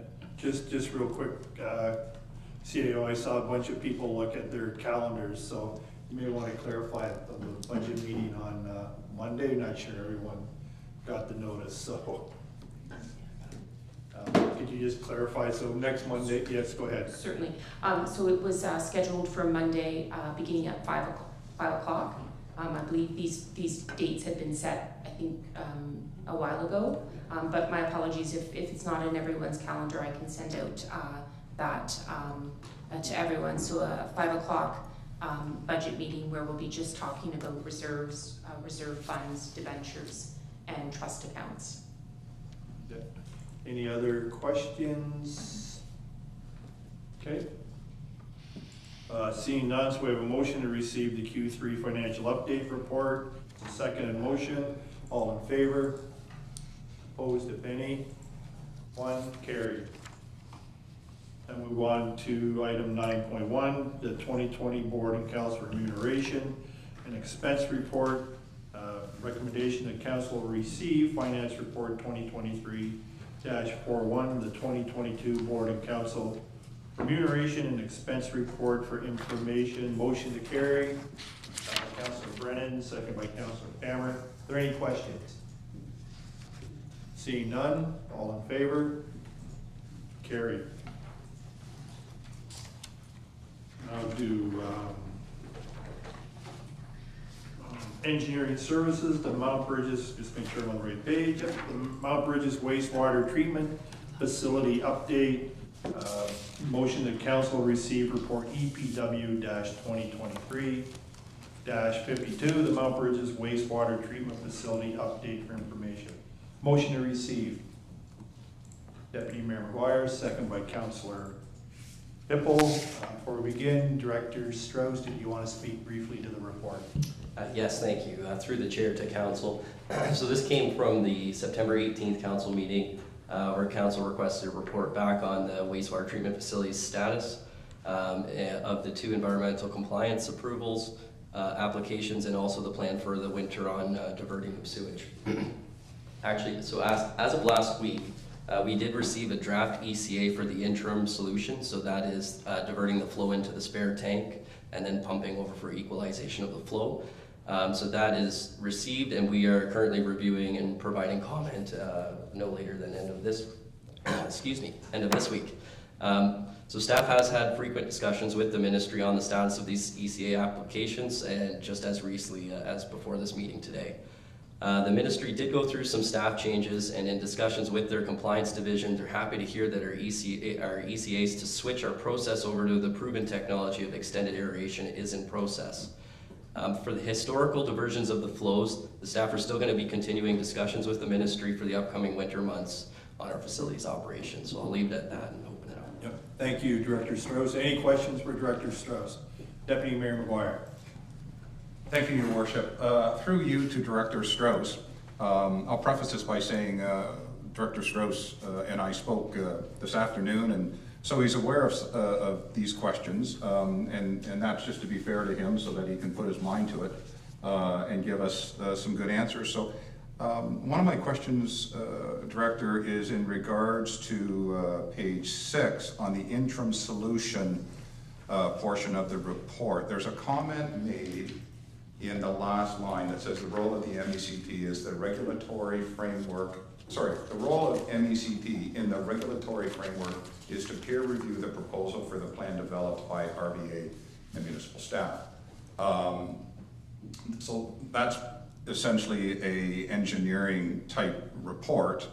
So I asked the director about the term peer review.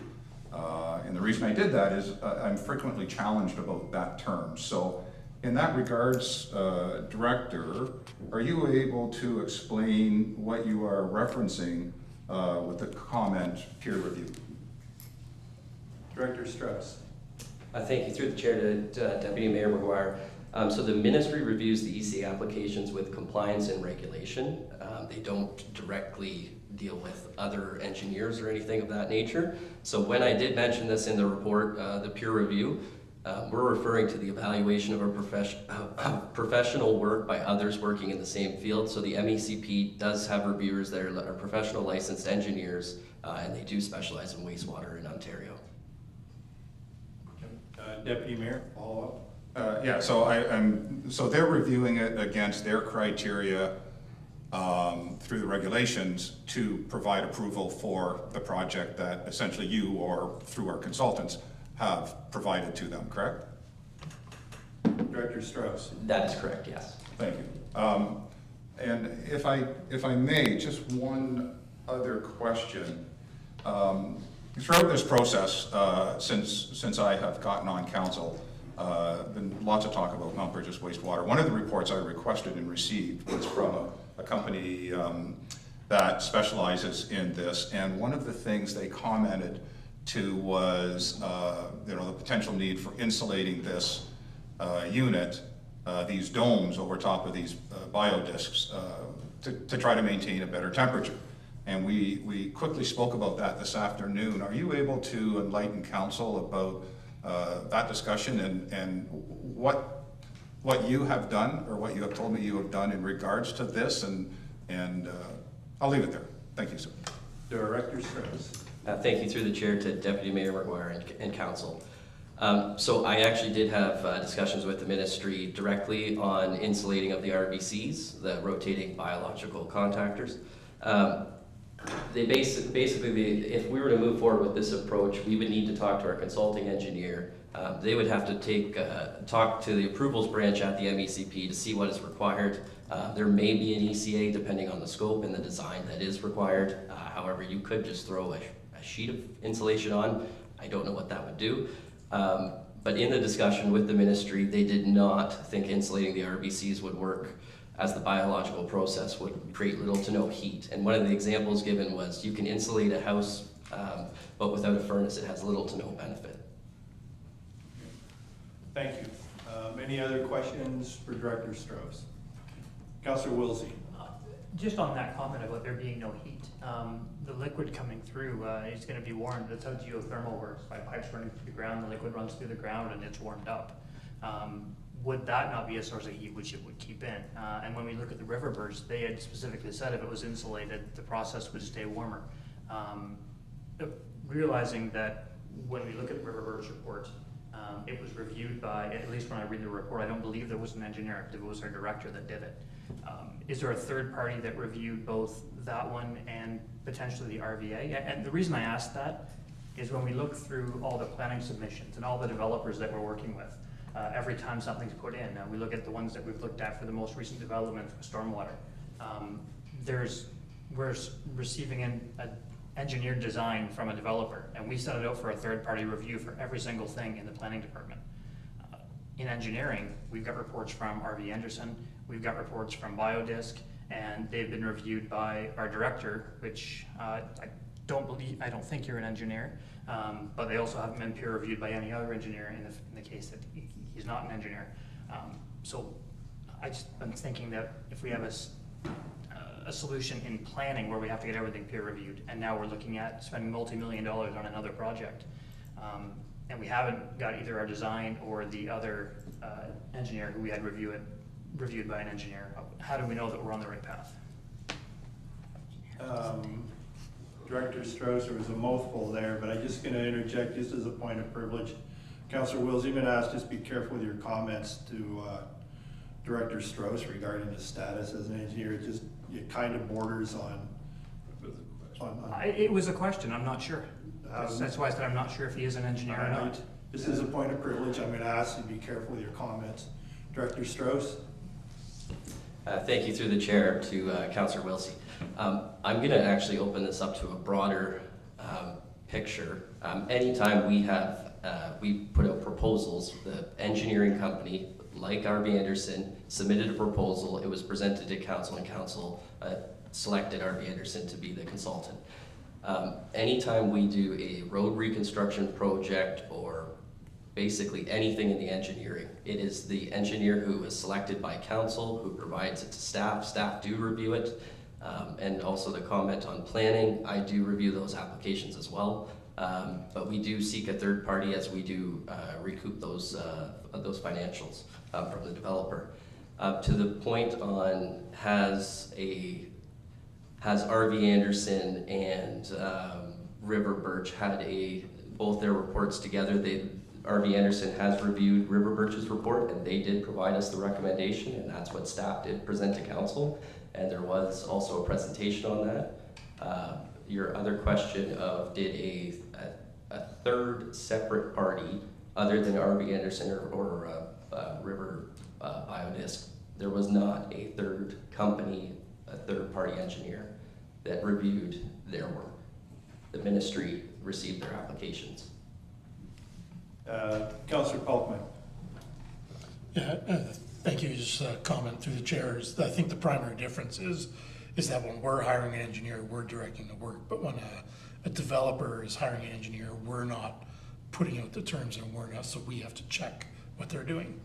In this case, we've told the engineer what our end result needs to be. Thank you. Any other comments? Yep. Councillor Derbyshire. Thank you. I guess my comment on this whole thing is it feels like we're not going to do anything but spend $5,000 a day to haul sewage away. We're not even going to look at trying to insulate this anything. We're just going to go $5,000 a day until it's better. Until we put in a $6 million system on a place that might not even be able to stay there much longer if we keep developing the way we're developing. So when we look at our 10-year plan, this might not be the spot that it's located. So why are we dumping $6 million? We're going to change to $6 million. Why don't we try to insulate, see if it does work and does fix the problem, which might give us 5 or 6 more years to then decide whether we want to do something. We're pretty locked in on what's going on here and moving forward. I just feel like a lot of these times we're locked in and we're not budging, and then we're gonna end up with a gun to our head again, being told you gotta do this because it's the only way out now. So these situations feel like this. It feels like it has to go this way, it has to keep going this way, and at some point we might realize we can't expand here. Now we've dumped $7-8 million into this project, and there's nowhere to go. We now have to build a new plant way over here. Too bad somebody didn't think about that 5 years ago. Well, we might be sitting at the 5 years ago. I may agree with your comments, Councilor Derbyshire, so indulge me, I'd like to ask a question to Director Strauss. If we were to ask for you to proceed with looking at the feasibility of insulating, would that hinder the current MCA MEC? So can we do both? Can you proceed with the equalization tank and seek permission or guidance on insulating without bringing everything to a halt again? Through me to you. Through the chair to the chair. So I can certainly evaluate that and bring that back to council on what that looks like. I will just share that we are undertaking our servicing master plan, which will give us that big picture outcome and what our requirements are in the future. It does go out to 25 years.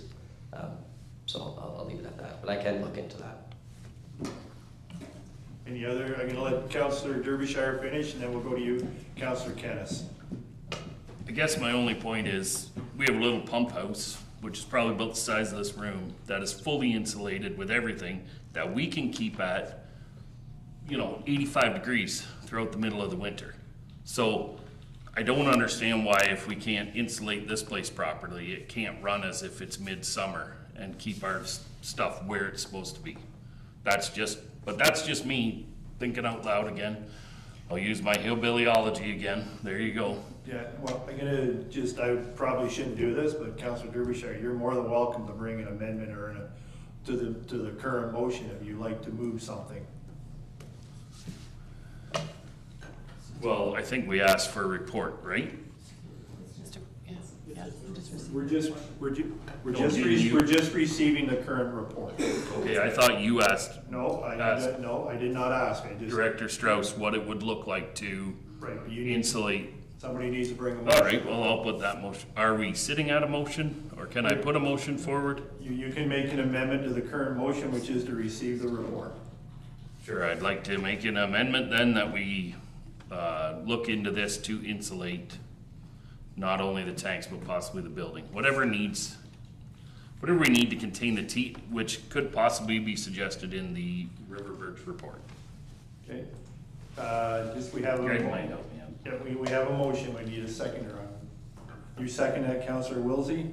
All in favor of, wait, oh, sorry, questions, I apologize.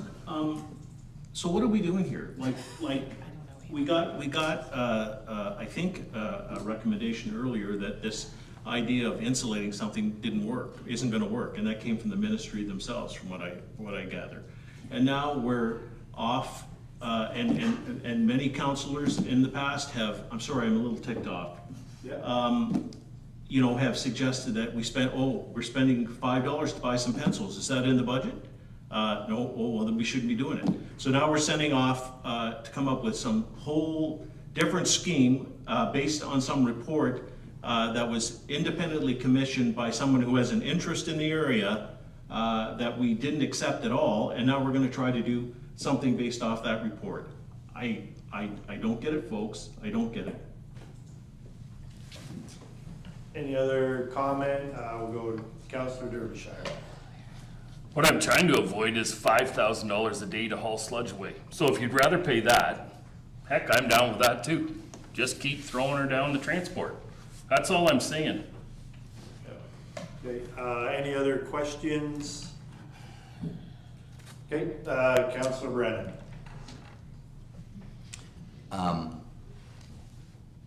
It would be interesting to hear in a report from the director an explanation of why the insulation of the rotating units would not work. Maybe more details on that, because we're being told that the biological process does not create enough heat to have enough heat generated to actually insulate. You're just going to get a very well insulated cold chamber. The other idea was mentioned that perhaps some of the heat that might be required or might be injected would come from the water entering the facility. So that's an interesting notion. But I mean, it's science, and I mean, we're going to know what the minimum temperature is to maintain the biological process. And I have no objection to hearing the explanation of why insulating that would or would not work, because it may work if you have enough heat inside. And if it turned out there was enough heat coming from the water, passive heat, to maintain a biological process, then maybe it might be worth considering.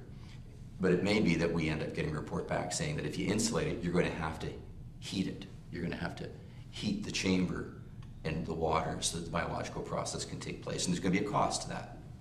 So I'm not adverse to hearing that kind of a report so that council can understand the science behind the recommendation.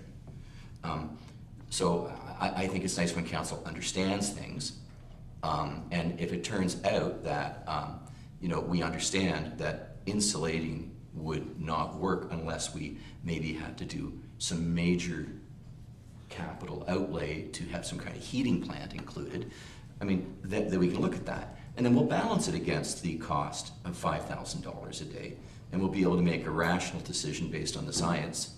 And I have no objection to that. So I would support getting more information on that so that we could then make a rational decision about the two costs, the cost of insulating and heating or heating versus the cost of moving the sludge. So I'm not opposed to that. So that's just my comment. Yep, Deputy Mayor. Thank you. once again, I seem to be the one that raises these questions, and then we end up in a long conversation. Councillor Brennan, thank you very much for your comments, because that's exactly where I'm standing is, when I read in the report that we have to spend potentially $5,000 a day to draw half the sludge, or half of the sewage from Mount Bridges to bring it up to Strathroy, that's an exorbitant amount of money throughout the course of the winter. We do have the biodisc report commissioned and written by somebody that has some professional credentials, so we can take from that individually what we wish. One of the questions I posed to the director, I said, well, geez, let's just spray foam the outside of it. To his credit, he said to me this afternoon, well, he actually looked at that idea, but the problem was that the exterior of those domes are bolted together from the outside. And so as soon as he spray foamed the outside of it, it prevents them from doing any maintenance, because they would have to take that dome apart in order to do maintenance, such as lifting it out and putting new bearings in, I'm assuming. So that was wonderful that we already had that piece of information. I then said, well, can we throw a blanket over it? And I'm just looking at it from exactly how Councillor Brennan and Councillor Derbyshire are looking at it. Is there anything we can do in a very short time period to try to get this unit to function, even if it functions for an extra month in the fall and an extra month in the spring? We're saving $35,000 a week, which is a lot of money. So, is it worth a $5,000 blanket or a $10,000 blanket? I don't know. We'll discuss that at that point in time. Eventually, we have a long-term plan. We have a midterm plan, but those are probably 2 years off by the time even the midterm plan is put in place, from the time we get the MEC approval and get it RFP'd and do everything, and then the midterm would be a year or two after that. So we are faced with a unit that can be temperamental at times, and my whole thing is just trying to get it to work as best we can. I will say, if you look at that unit and the decisions that were made years ago, it was actually an incredibly good decision. It allowed Mount Bridges to expand exponentially from what Mount Bridges was prior to that going in. Okay, I think we've had all the comments, so we're gonna vote on Councillor Derbyshire's motion, which has been seconded, which is to ask staff to bring back a report on the feasibility of insulating or heating the building. I believe we'd have that captured, so we'll vote on all in favor of the amendment. Okay, opposed if any? Okay, so now that is carried. Now we'll move to the recommendation itself. It was motioned and seconded. We've done the questions, so now we need to vote. The council receive report EPW 2023-52, the Mount Bridges wastewater treatment facility update for information along with the amendment. All in favor? Opposed if any? Carried. Now move to the Public Works Department, the paint machine. There are two motions in front of us. The council received report EPW 2023-60, Public Works Department paint machine for information. And further, the council approved the purchase of a Graco paint machine from Airless Repair Guy in the amount of $28,055 plus HST. Motion to approve both of those. Councillor Kennis, second by Councillor Brennan. Any questions of Director Strauss? Seeing none. Did you have a question? Nope. Just taking your glasses off. Just taking my glasses off. All in favor of the motion? Opposed if any? Carried. Now move to the CAO report, 61 Brennan Drive, donation to Strathroy Middlesex General Hospital. I believe. I will excuse myself. Thank you. Need to excuse yourself.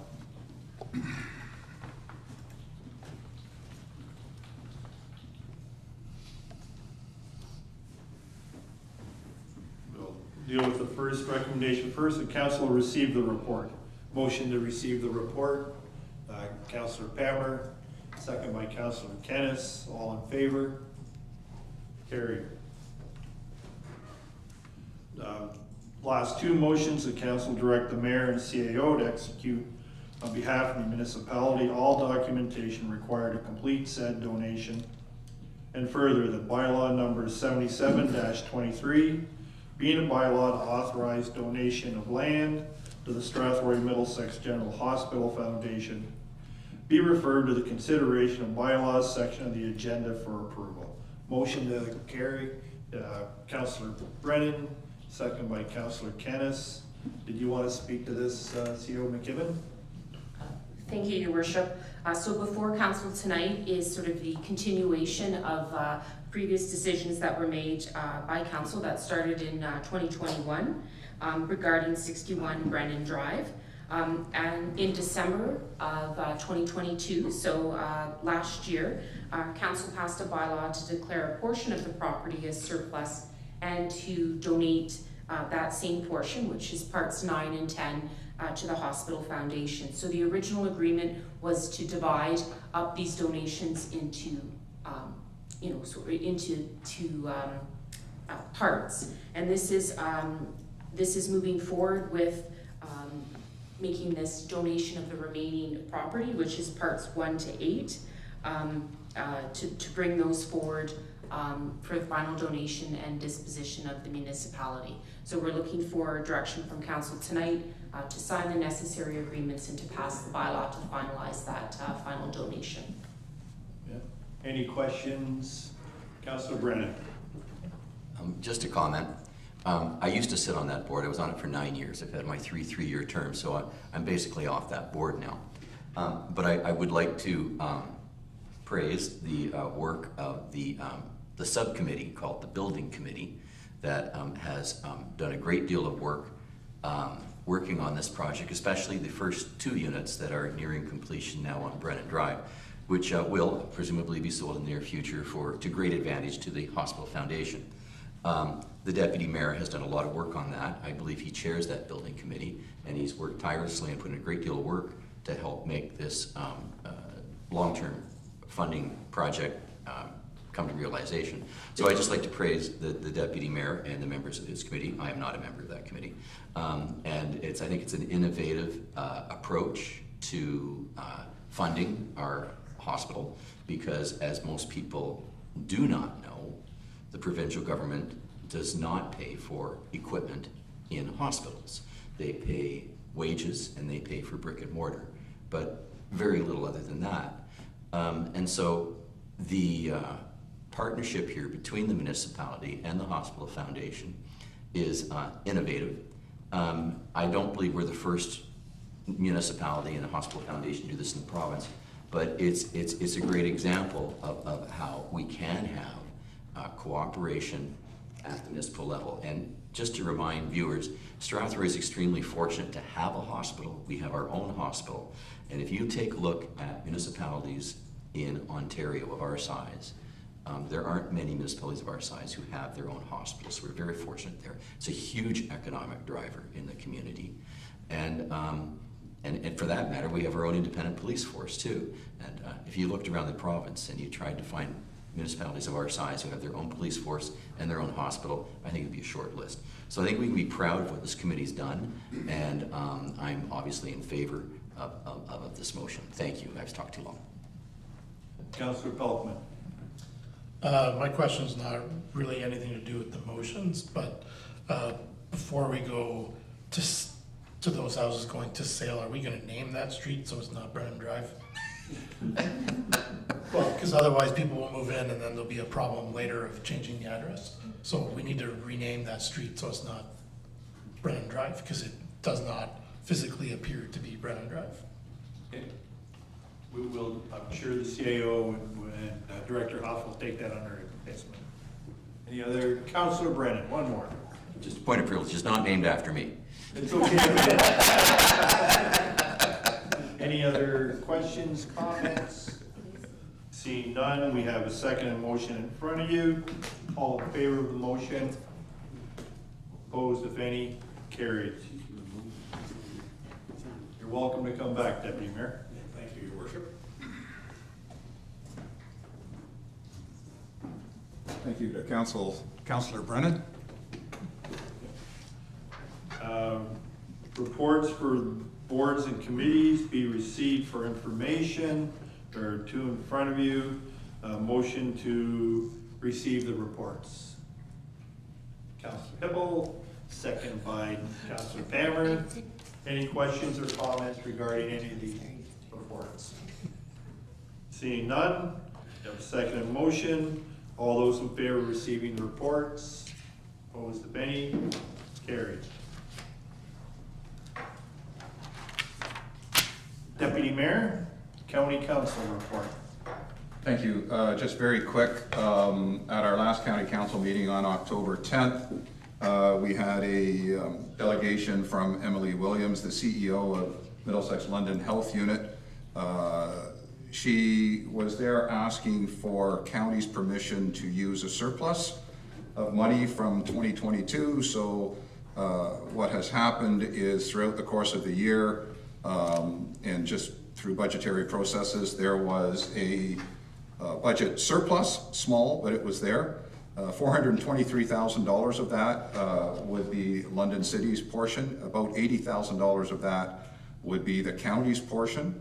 And their request, which was granted by County Council, was for the MLHU to keep that money and use that to pay down bank loans that they currently have out.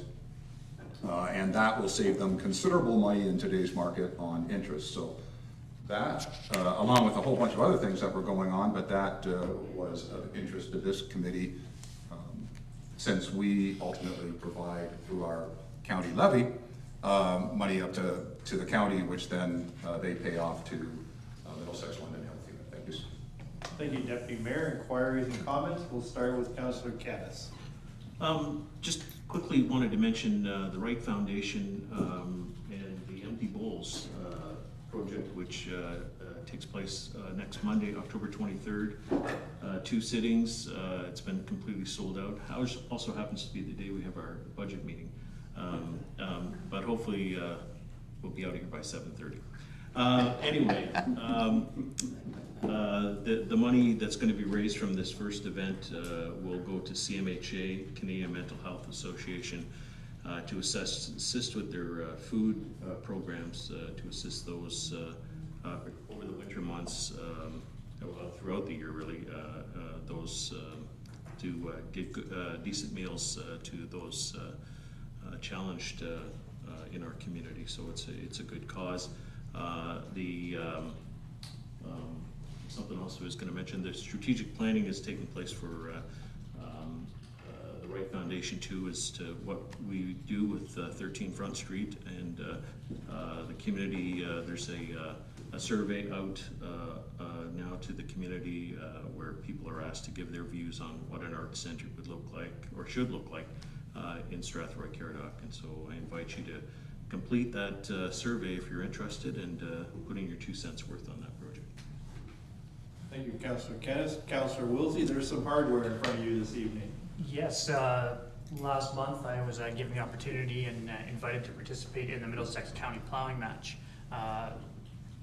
With luck and with help from the people who put it on, I actually won the highest score. I got the highest point, so I get to hold the hardware for a year and bring it back to Strathroy-Caradoc. I was reading through the names on it earlier today, and the last time it was in Strathroy-Caradoc, our mayor actually won it in 2010. So it's been a few years since it's been back, but I brought it back to Strathroy, and we'll see what happens next year. Congratulations. Councillor Derbyshire, no hardware in front of you there this evening. No, nothing this time, and I'm good. I want to just thank everybody for watching and tuning in. Thank you. Councillor Brennan. Well, congratulations to Straight Furrow Wilsey there. I think that's fantastic that you won that award. But on a lighter note, the leaves are falling, and one of my pet peeves in life is that I rake my leaves and I bag them, and I take them to the waste transfer station. And it's a wonderful operation. It works smoothly. It's just so convenient. There's no charge. So those of you who use leaf blowers, could you please bag your leaves on your own property and take them to the waste transfer station, as opposed to just blasting them out onto the road? because number one, it's very dangerous for those people riding motorcycles and bicycles, but at the same time, the leaves just blow down the leaves just blow down the street onto somebody else's property. So anybody who's got a leaf blower, could you please just bag your leaves and don't blow them out onto the street? Thank you. That's my little rant for this fall. Thank you. Councillor Peltman. Yes, and I'll just add on to Councillor Brennan's comments that they also clog the drains. So if we have heavy rains in the falls, that leads to flooding on the roads. I would ask a question to our member that sits on the health unit. If the health unit is in a surplus situation, would they consider bringing the TB testing back to the Strathroy branch? Because there are a number of businesses within the community that require their staff to get TB testing, and they're having to all drive into London. So it's problematic when you're hiring a high school student and they've got to try to go to a clinic that operates in regular business hours to get a TB test to get employment. Deputy Mayor. Thank you, Your Worship. So I gave you the good news, and I didn't really give you the bad news, because I don't want to be the bearer of bad news, but Middlesex London Health Unit, over the last number of years, has worked on a zero-based budgeting process, which has resulted in some very difficult decisions being made about the operations, what services they can continue to fund, what ones they can't continue to fund, and what the whole staffing hierarchy looks like. Although we had this budget surplus in 2022, which probably really came because we had the last year of COVID funding off to Middlesex London Health Unit, and there were a number of staff positions which just couldn't be filled that year and led to the surplus,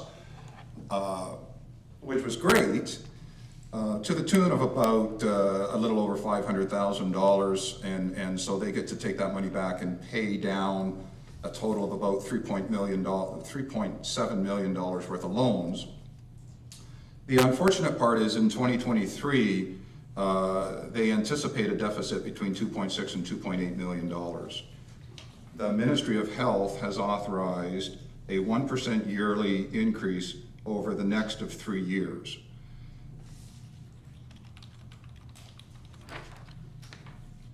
Once again, the health unit is going to be challenged with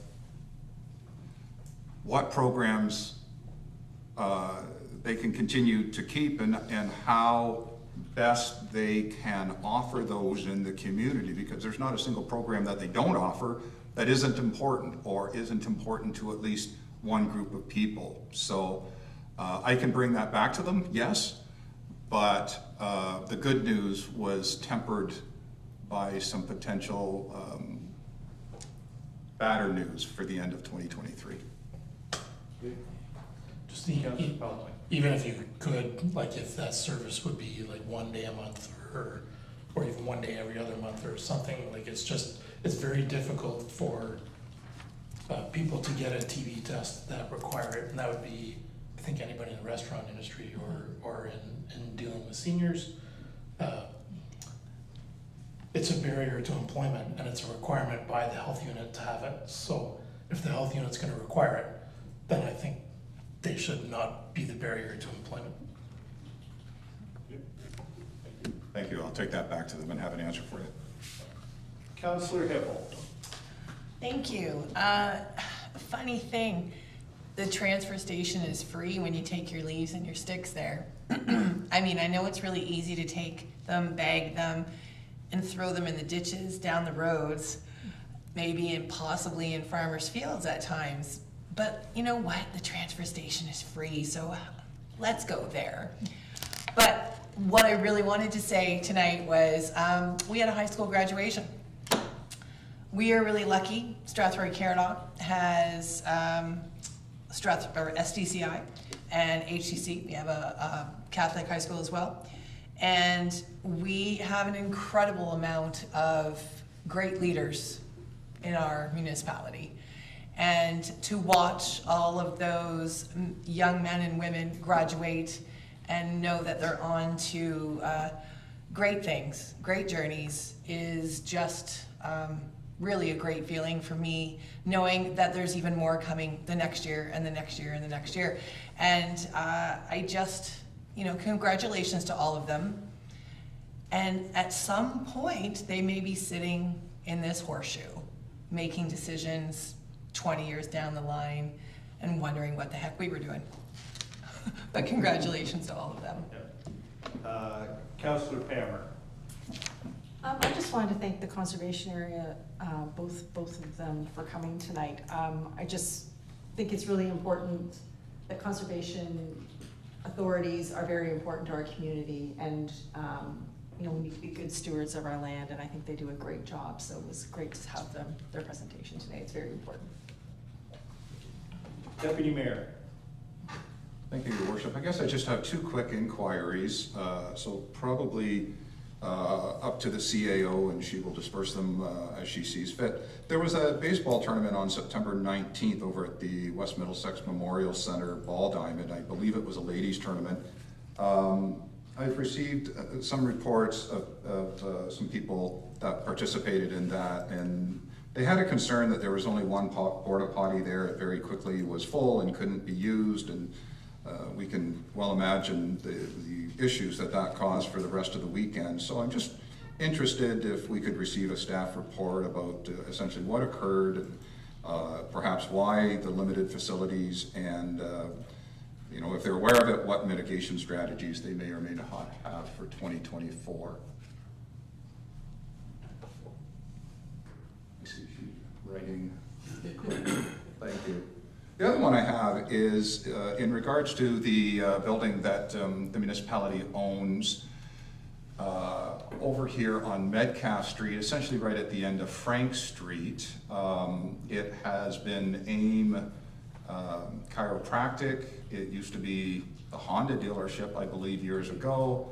I can't remember what was most recently in it, so I can't name it, but it sits right beside Denning's Funeral Home and that intersection. It is owned by the municipality. I've had somebody ask about that space, what we're doing with it.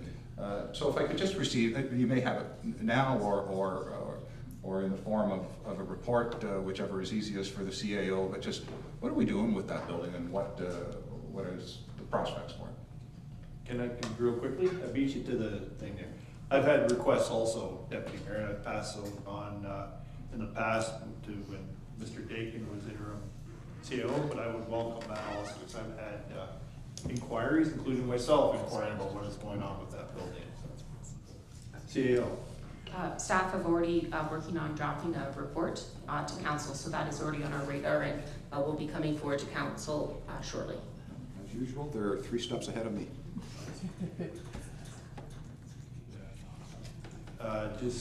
You asked for a staff report, Deputy Mayor, so we need a motion for the staff report. Your first request is for a staff report. So if I could make a motion that we receive a staff report in regards to the ladies ball tournament at West Middlesex Memorial Center on or about the 19th day of September of this year, and just about the facilities and any mitigation strategies we have going into 2022. Seconder, Councillor Pammer, all in favor? Carried. Thank you.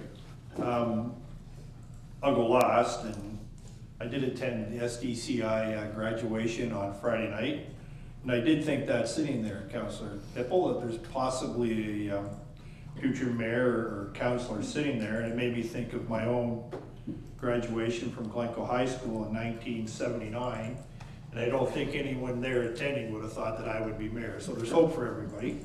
But like you, I did want to comment on the youth today and the graduation, because sitting there and looking at the awards that some of them were taking and listening to the speech of the valedictorian, I really don't think we have to worry too much about our youth today, because there are some smart kids out there.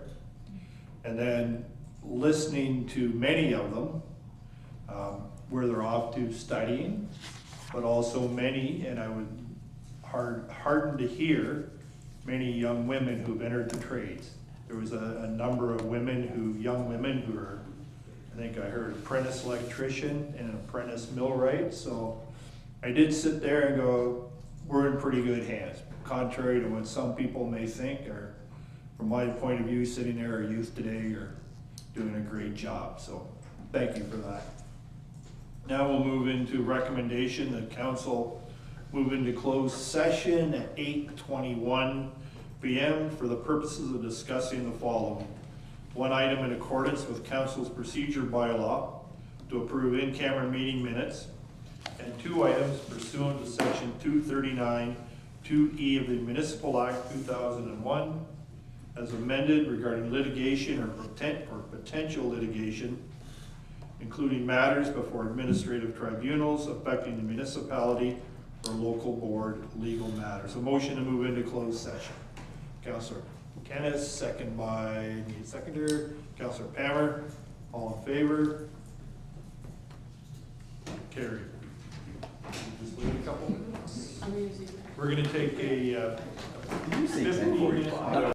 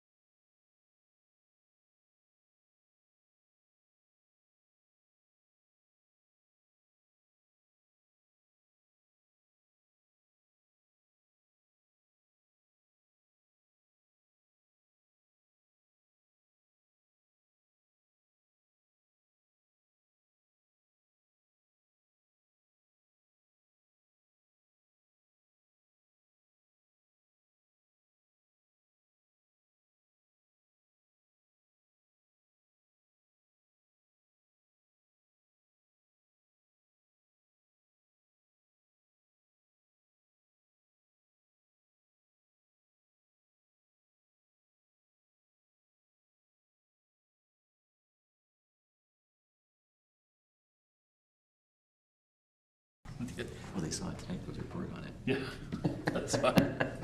Okay. The big bucks. The council met in closed session to deal with one item in accordance with council's procedure bylaw to approve in-camera meeting minutes and two items pursuant to section 239(2)E of the Municipal Act 2001 as amended regarding litigation and potential litigation, including matters before administrative tribunals affecting the municipality or local board, legal matters. Oh, sorry.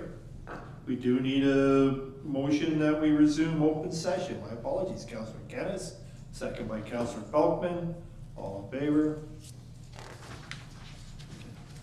So you've heard my report preemptively. A motion of the direction given in closed session be approved. Councillor Kennis, second by Councillor Hippel. All in favor? Carried. Thank you. So bylaws today, bylaw 56-23, and that refers to item 7.3 regarding the Funk South drain. So that one is needing just third and final reading. Have a motion that bylaw number 56-23 receive third and final reading. Motion to carry. Councillor Pelkman, second by Councillor Palmer. All in favor? Carried. Bylaw 73-23, and that one refers to item 7.1, and that is for the construction of the Carruthers Hetzel drain. And that one is needing first and second reading only. Recommendation that bylaw number 73-23 receive first and second reading only. Councillor Kennis, second by Councillor Hippel. All in favor? Carried. Bylaw 75-23, that one refers to item 7.2, and that is for the construction of the Boersma-Burwell Road drain, and that one is first and second reading only. Recommendation that bylaw number 75-23 receive first and second reading only. Someone to motion. Deputy Mayor McGuire, second by Councillor Pelkman. All in favor? Carried. Bylaw 77-23, that one refers to item 9.3.1, which is a bylaw to authorize the donation of land to the Strathroy Middlesex General Hospital Foundation, and that's 61 Brennan Drive. So that one needs first, second, and third and final. Sorry, I need advice. So I declared a pecuniary interest, so do I leave the horseshoe during the vote, or do I show as being abstained? You should leave the horseshoe. Yes. Thank you for that, Deputy Mayor. Turn around by the time you get to the end. I just wanted to walk. Walk a little quicker. Bylaw number 77-23 receive first, second, and third and final reading. Someone to carry. Councillor Pelkman, second by Councillor Hippel. All in favor? Carried. And the final one, 78-20, oh, I looks like I'm off.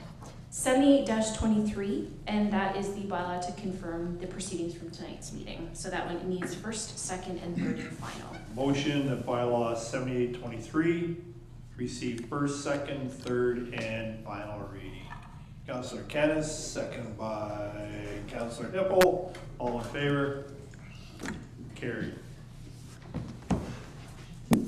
Recommendation that the October 16th, 2023 regular council meeting adjourn at 10:58. Say 9:58, is it really 11 o'clock? 9. I stand. 9:51. 9:51, my clock though. Someone to carry the motion to adjourn. Councillor Pelkman, second by Deputy Mayor McGuire. All in favor?